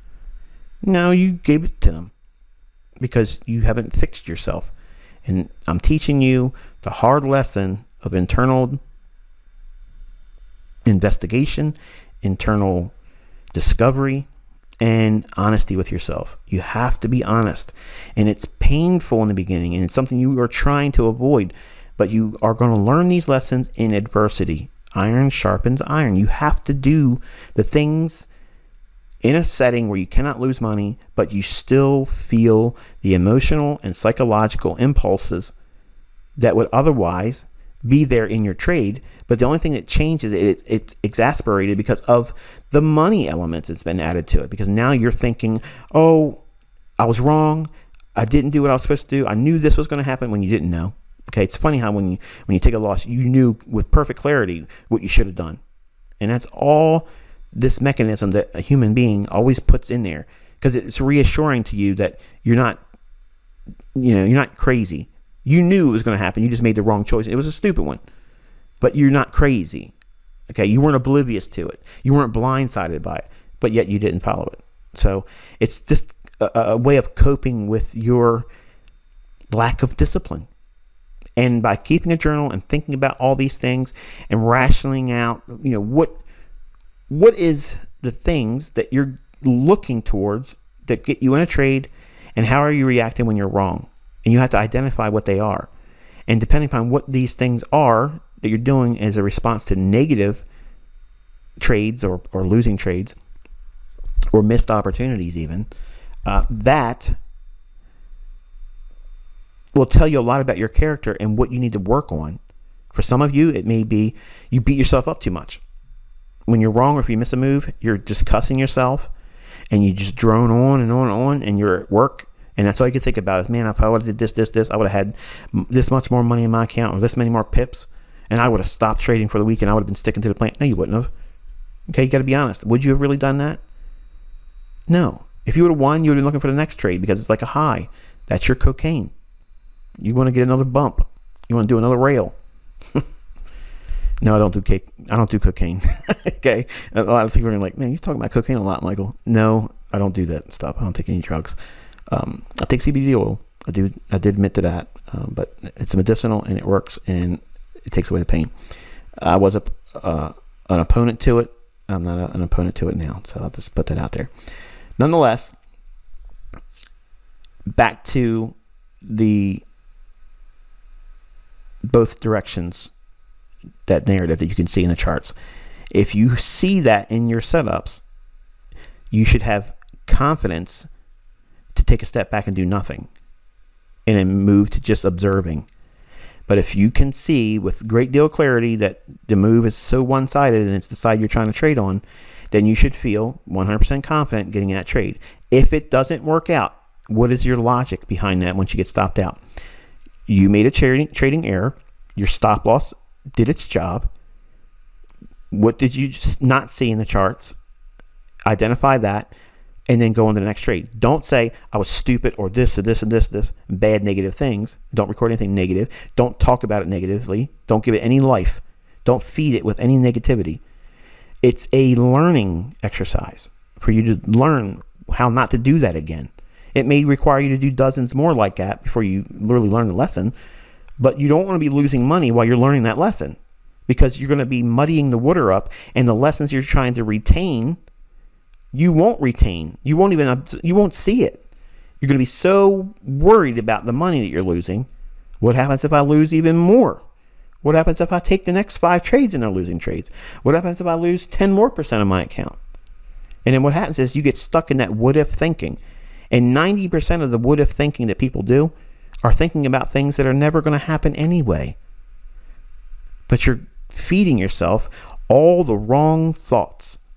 And you're preventing yourself from focusing on all the things that will build you up, flesh out the development as a trader that you're looking for and aspiring for, but you're keeping yourself at bay. Like you're resisting success like I was. You're holding yourself back.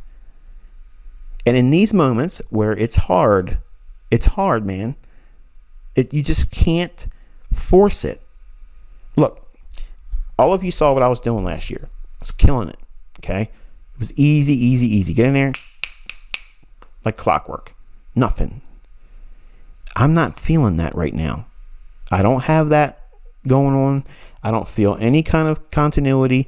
I don't feel any kind of confidence where I can get in there anytime I want and take it. And I don't have that, okay? I don't have it.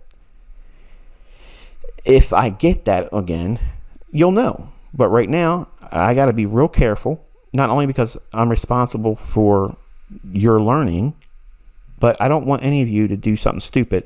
And in this environment, like I can only imagine like an ICT back in my 20s, doing the things I was doing back then.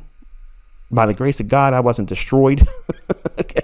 Because I was doing things that were just dumb. I was trading on margin with commodities, no stop loss on last, a final notice day where there's no limits.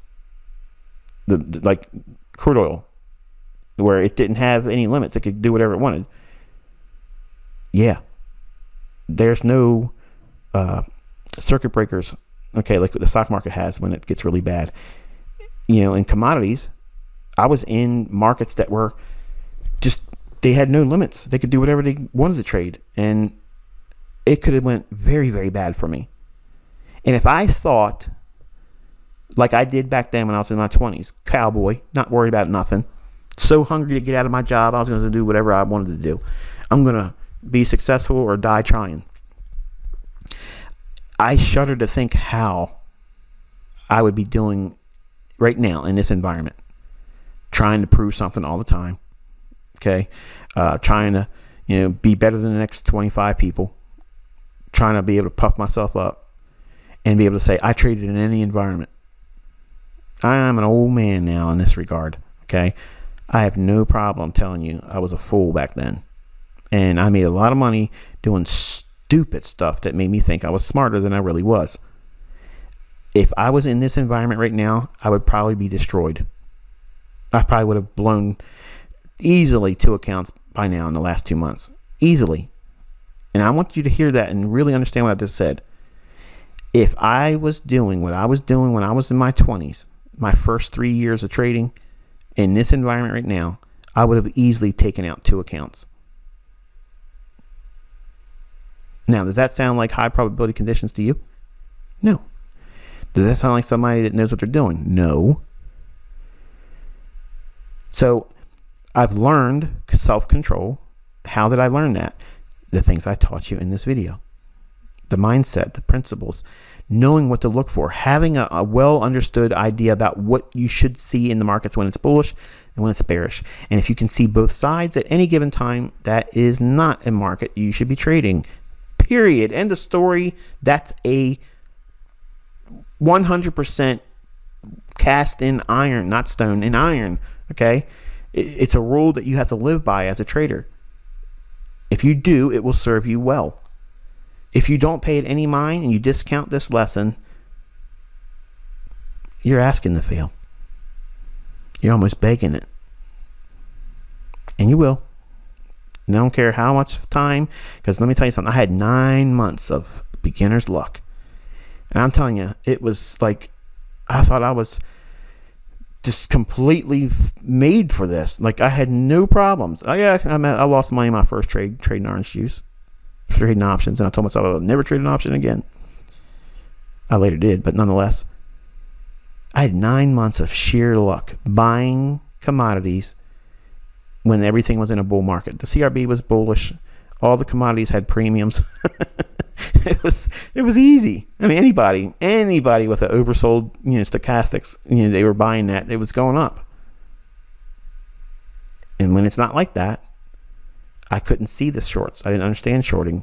If I could have and understood now what I was looking at, I could see very clearly that it was not a model where I could be a buyer. And then I could be very comfortable going and shorting things. But I didn't have that. But I took very painful lessons out of that. And I'm trying to avoid that for all of you. Some of you are watching this video and you're thinking the British pound chart's frozen, like the dollar chart was frozen earlier and the euro chart was frozen earlier, and they're not frozen. I'm really sitting down with you because I'm thinking about my sons. Like, that's who I have in mind right now. I'm 99% of the videos that you hear me talking, I'm thinking of my children, because that's what these videos are for. If something happens to me, they have a Michael Keaton version of ICT with trading. And if you don't know what I'm talking about, My Life, that video, or that movie with Michael Keaton, really touching movie. Kind of old, but it's really good. He was dying of something, and he was making videos talking to his child he'll never see. And not that I think that I'm checking out, God forbid, but that's the audience I have in mind, unless I'm specifically calling someone's name out in the video, or if I'm referring to the collective that's been emailing me. But most of the time in my mind, in who I'm envisioning is my sons, because 1 or 2 of my sons have a lot of characteristics of me when I was younger, and 2 others have no characteristics of me, and I don't recognize who they are. I don't know where these kids came from, but I want them to know these lessons.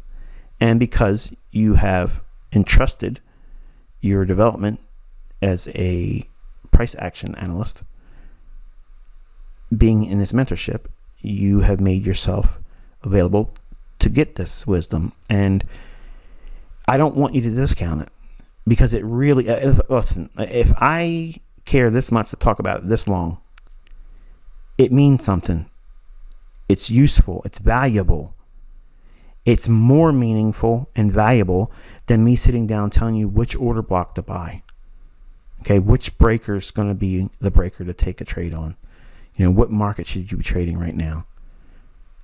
this is the more weightier matter. This is the thing that's going to keep you in the game. Like I said earlier, if the person is given enough time, they will find winning trades. The problem is they don't know how to control themselves and not blow their accounts because they can't discern what high probability is. It doesn't exist in retail. No discipline of retail trading concepts at all has a mindset of what classifies high probability. Now, they might slap that on there to sell a book or a webinar, but when you sit down and you listen to these people, you didn't feel like you're any more wiser after watching and listening to it. And if you don't feel that way at the end of this video, watch it again on Sunday. And then again, pick a day once a month, a few times. You don't have to do it every single month, but make it a practice to come back to this video, because I'm telling you, the longer you spend in the markets and the longer you spend in the mentorship, this lesson is gold. It's gold. It's the thing that I lean on that tells me when to sit on the sidelines, because you guys ask me all the time, I'm glad we haven't done anything. We were smart enough to not do anything. How did you know not to do anything? What I just taught you. It's in this video. So, hourly chart on cable. These equal highs in here, I like that. I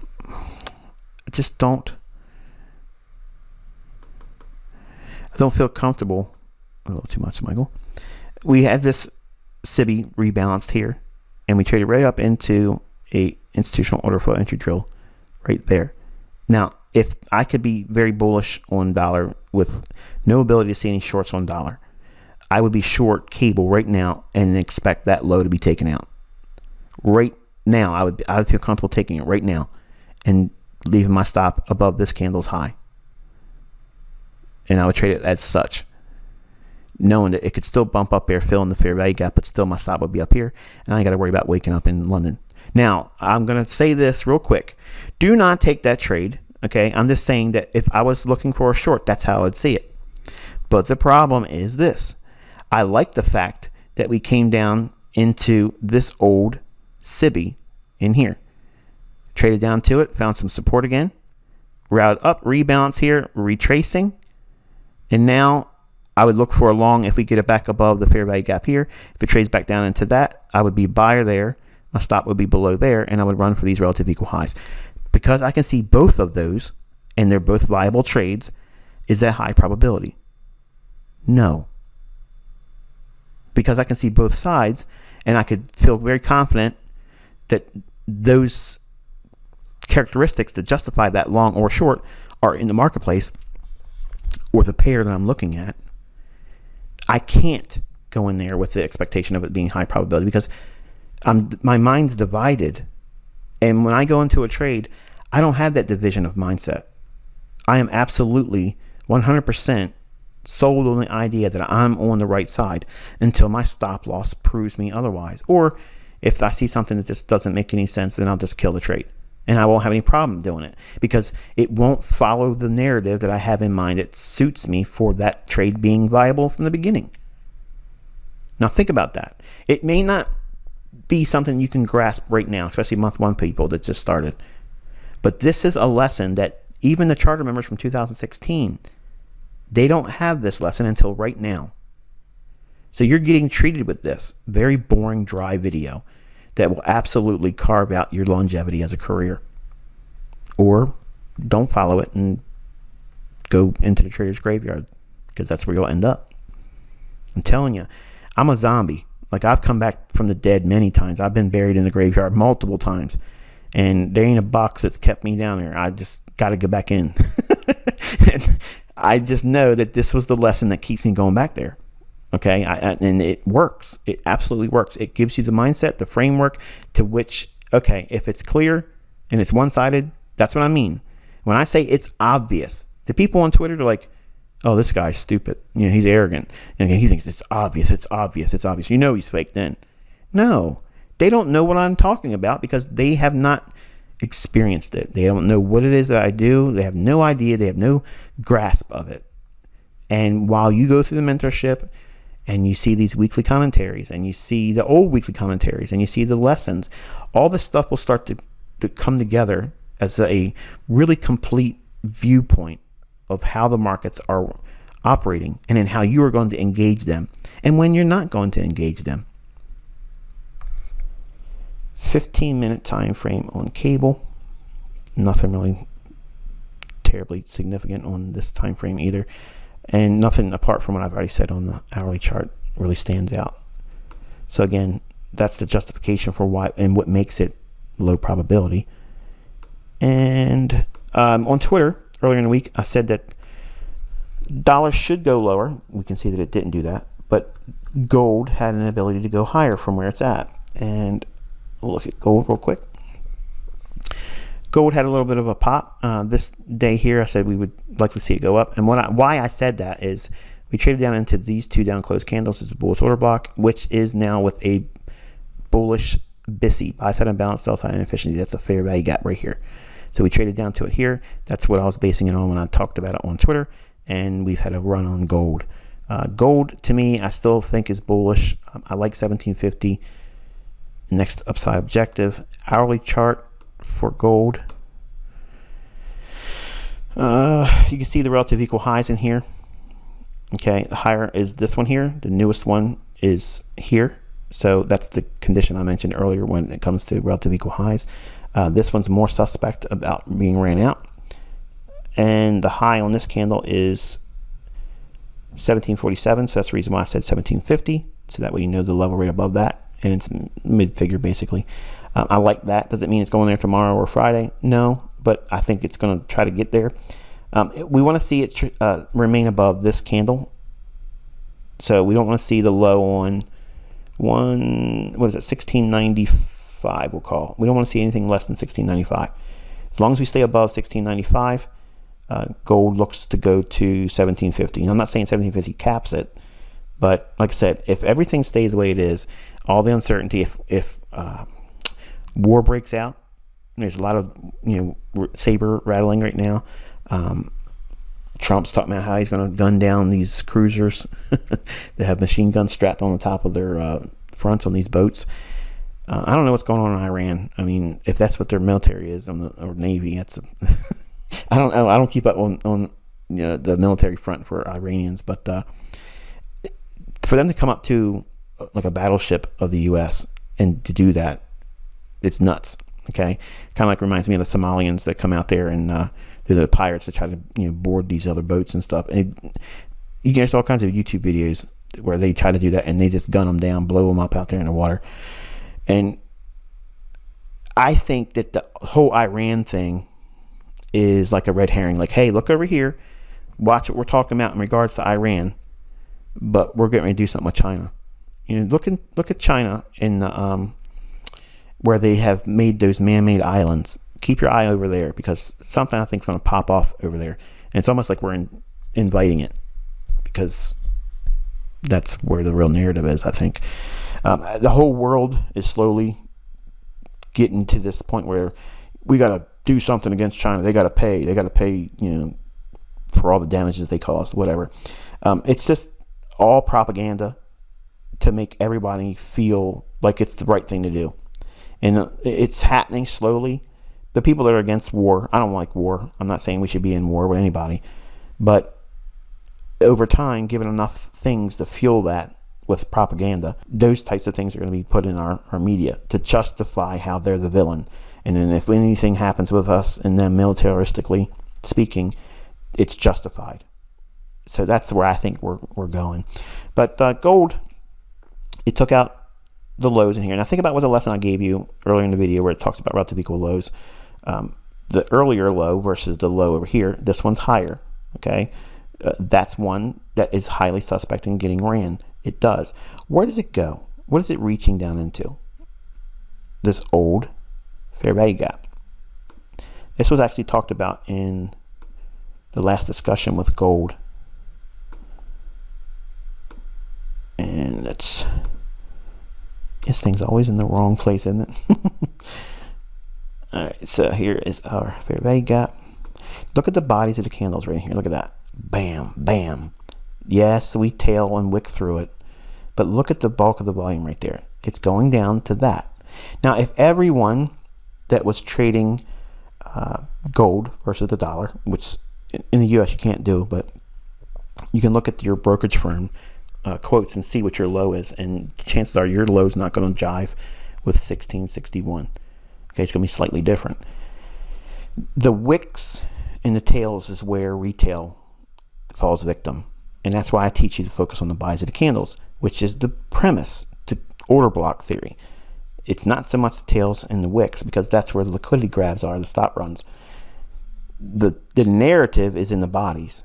Okay, so you can see we reach down to that old fair value gap, picks up the orders that was residing below here, rallies, comes back, fills the fair value gap in here, and mean threshold of this last big beefy bodied candle. Yes, there is an order block. Even if you look at this, you can use the consequent encroachment of the wick. Okay, the open to the high, split that in half and draw that out in time, and it's just a bit above it in terms of consequent encroachment. You don't want to see it go below that, but you can be a buyer below this candle's high and a stop below this candle's low. Relative equal highs. What did I say about this? Relative equal lows. The nearest high is lower than the next one out. Okay, so whenever you see highs that you would see otherwise deemed by my concepts as relative equal highs, a suspect buy side liquidity pool, this high, because it's lower than the earlier one, that means that it's likely to get ran out pretty easily, much in the same capacity I'm showing you here. This high is higher than this one, so this high is likely to be taken out, taking us to 1750. Am I saying it's going to go up tomorrow? No, I'm saying that I'd like to see it keep this bullish order block and not see the low at 1694.85 or whatever. 1695 is what I said. We don't want to see that breached. Now, it can trade back down to the top of the bullish order block, but we don't want to see it trade below it. And if it trades down to it, that could be a buy, and then we could see it run over the next couple of days and get into that 1750 level. All right. No reason to go down to the 15-minute time frame. I do want to talk about crude oil real quick, and then we have been far too long in the tooth with this video. All right, so here's crude oil. Everybody's like, oh, well, the real price is June. Well, there you go.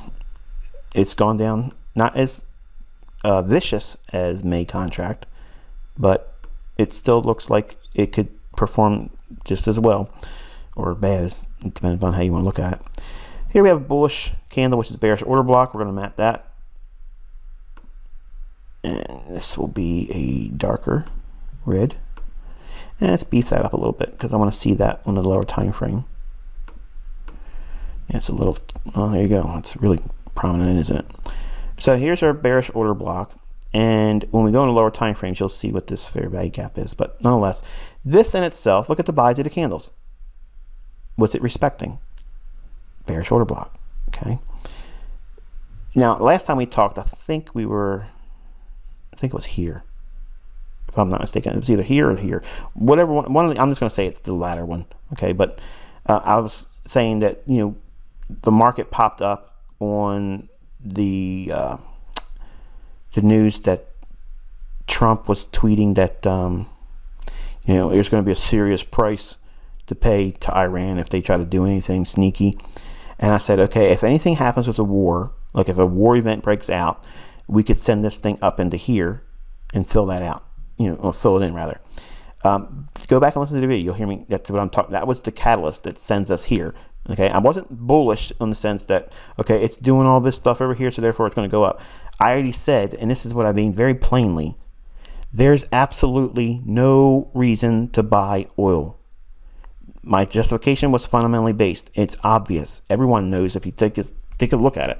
If no one's driving around and companies are not burning oil, okay, consuming oil, there's absolutely no way that they can turn these pumps off. Okay, well, not pumps, but wells. When oil is pumped out of the earth, okay, it's not like your faucet. You go into your kitchen sink and turn it on. You got water coming out. You turn the spigot and it turns off. It's not that easy to do that with oil wells. It's a process that takes time, and it's the whole time it's being done, there's oil still coming, and they have to have a place to put that and store it. So at this moment where I was talking about the likelihood of anything breaks out of war, okay, that's the only thing that would take us up to here, and that would be the justification for them to send the dollar higher. But it was contingent on a event that was warlike. No, there's not been any warlike scenario. Nothing's happened. So what is there? What's the context that's overriding everything? There's no fundamental reason to buy oil. Nothing's moving. Nothing is running. Therefore, oil is of no importance right now. But the oil was still coming. Okay? Now, does that translate into me saying I knew it was going to go down negative $40? No, I would have never imagined it going below zero. But I told you it would go down to $10. We could see that if it really got nuts. Well, it got nuts. You know, it went down and broke a dollar and broke zero, and it went. And I thought, like, is my charts software screwed up? Like, what's going on with TradingView? It was showing a negative. I was like, oh my goodness, I've never seen that before. And then it hit me like, wow, this is really bad. So we've been bearish on crude oil. Okay, we were bearish for months on crude oil. This isn't something new. And I said, and this is for the guy that was tweeting saying, oh, you're trying to take credit for it. Now, I was being facetious, okay? And I did call oil lower, okay? I said if we get a wartime thing, we could see it pop up to around 38. But just go back. It's all in the video. I don't need to defend myself. The point is, we've been bearish oil. And I'm telling you, nothing's changed with oil. It's still bearish. We expect to see June contract trade lower than what we've seen so far. Will it go negative? Like, nay, I don't know. It could, because if nothing happens, okay, and the fundamental basis is still what it is, you know, maybe it won't go down there. Maybe they've had the time to turn the oil wells off, and they ain't pumping as much oil out now. Maybe that's been mitigated. But there's no reason for oil to go up unless there's a war. If we go into a war, oil's going up. Simple. And that, to me, might be what Trump is signaling. You know, we're not going to let this great industry. Well, I don't know what's so great about it, but the point is that's what stops the oil market from doing what it's doing. War. Nothing else. Not even if the market, like the economy starts back up, it won't be like a V bottom on oil. That won't happen. What creates a V bottom is bombs dropping. Okay, when we see that, then yeah, oil's going to go up. Until then, it's going to be weak. All right, so hourly, and let's crunch this up a little bit. And there we are. Bearish order block right in here. I'll show you what this is right there.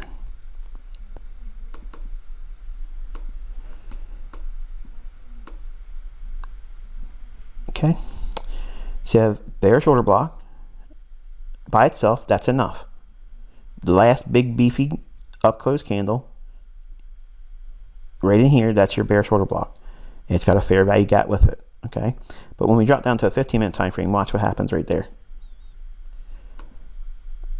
Mohammed asked me if I could talk about oil, and this is what I'm going to show you. Right away, you can see consequent encroachment is what it hit between the fair value gap that I'm going to show you now in the 15-minute time frame.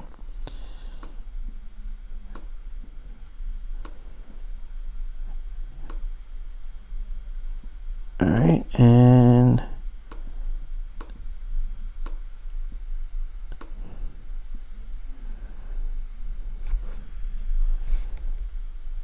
fair value gap here, low, high. Consequent encroachment is basically the same as that candle's low on the bearish order block on a 15-minute time frame. If we go out to a 4-hour, you'll actually see the actual real 4-hour framework that makes up that entire fair value gap. You can already see it there.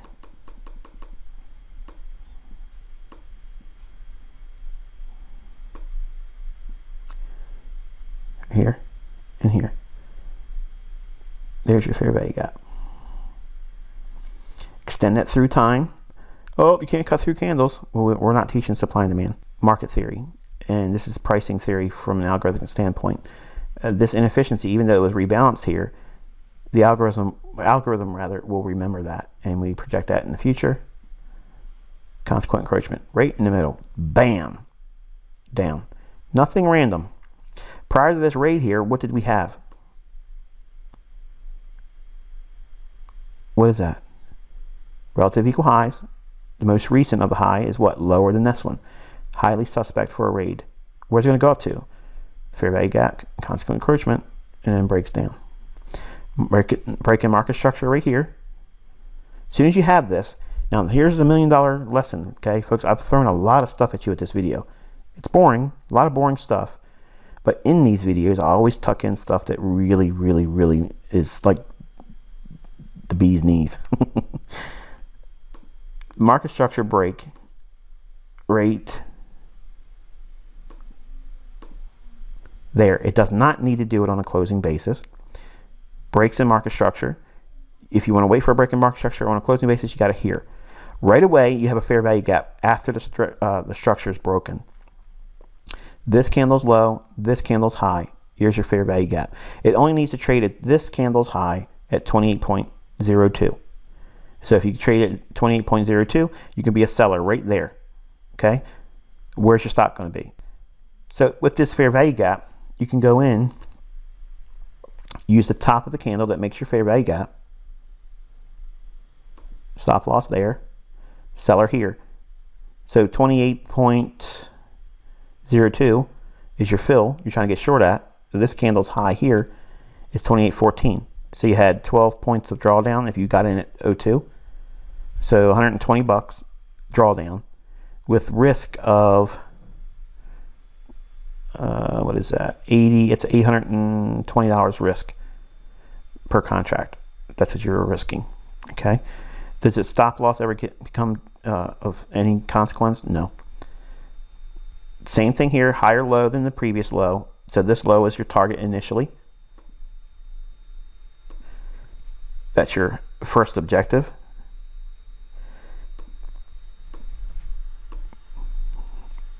Bang, hits it. So very, very high probable scenario. We're bearish oil. It hits a logical level. It breaks in market structure.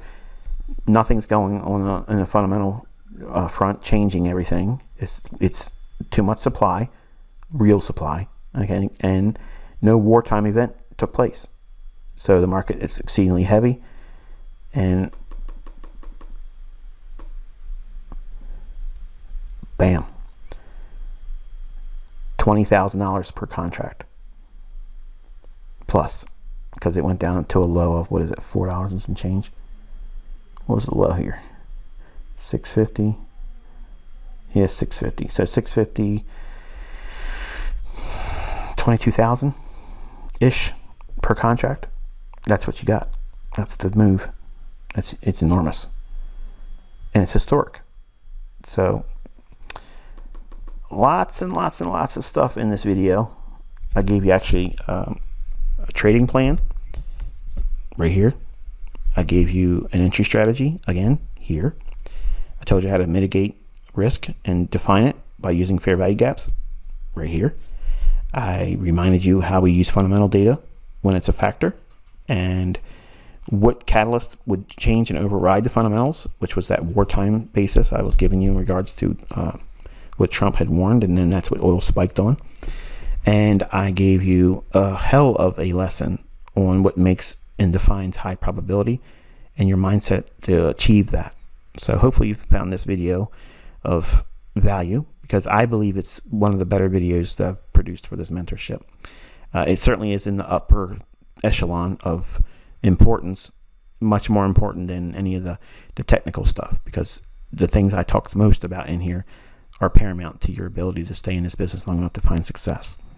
So until I talk to you again tomorrow on Twitter, like I said, I'll probably be pointing out certain things tomorrow relative to what I mentioned here in tonight's discussion for the dollar index, and just be mindful of that. I'm trying not to be so clear on Twitter, but if you watched what I was saying in regards to the scenarios for the dollar in this video, you'll know what I'm referring to when I talk about it, if it comes tomorrow at all. But between 8:30 tomorrow and 10 o'clock in the morning, my focus will be on the dollar and how it relates to its employment number and then the PM9 number at 9:40 or whatever it was, 9:45. So I'll talk to you then. Have a restful evening, whatever it is in your time zone. And I'll catch up with you on Twitter tomorrow. Be safe.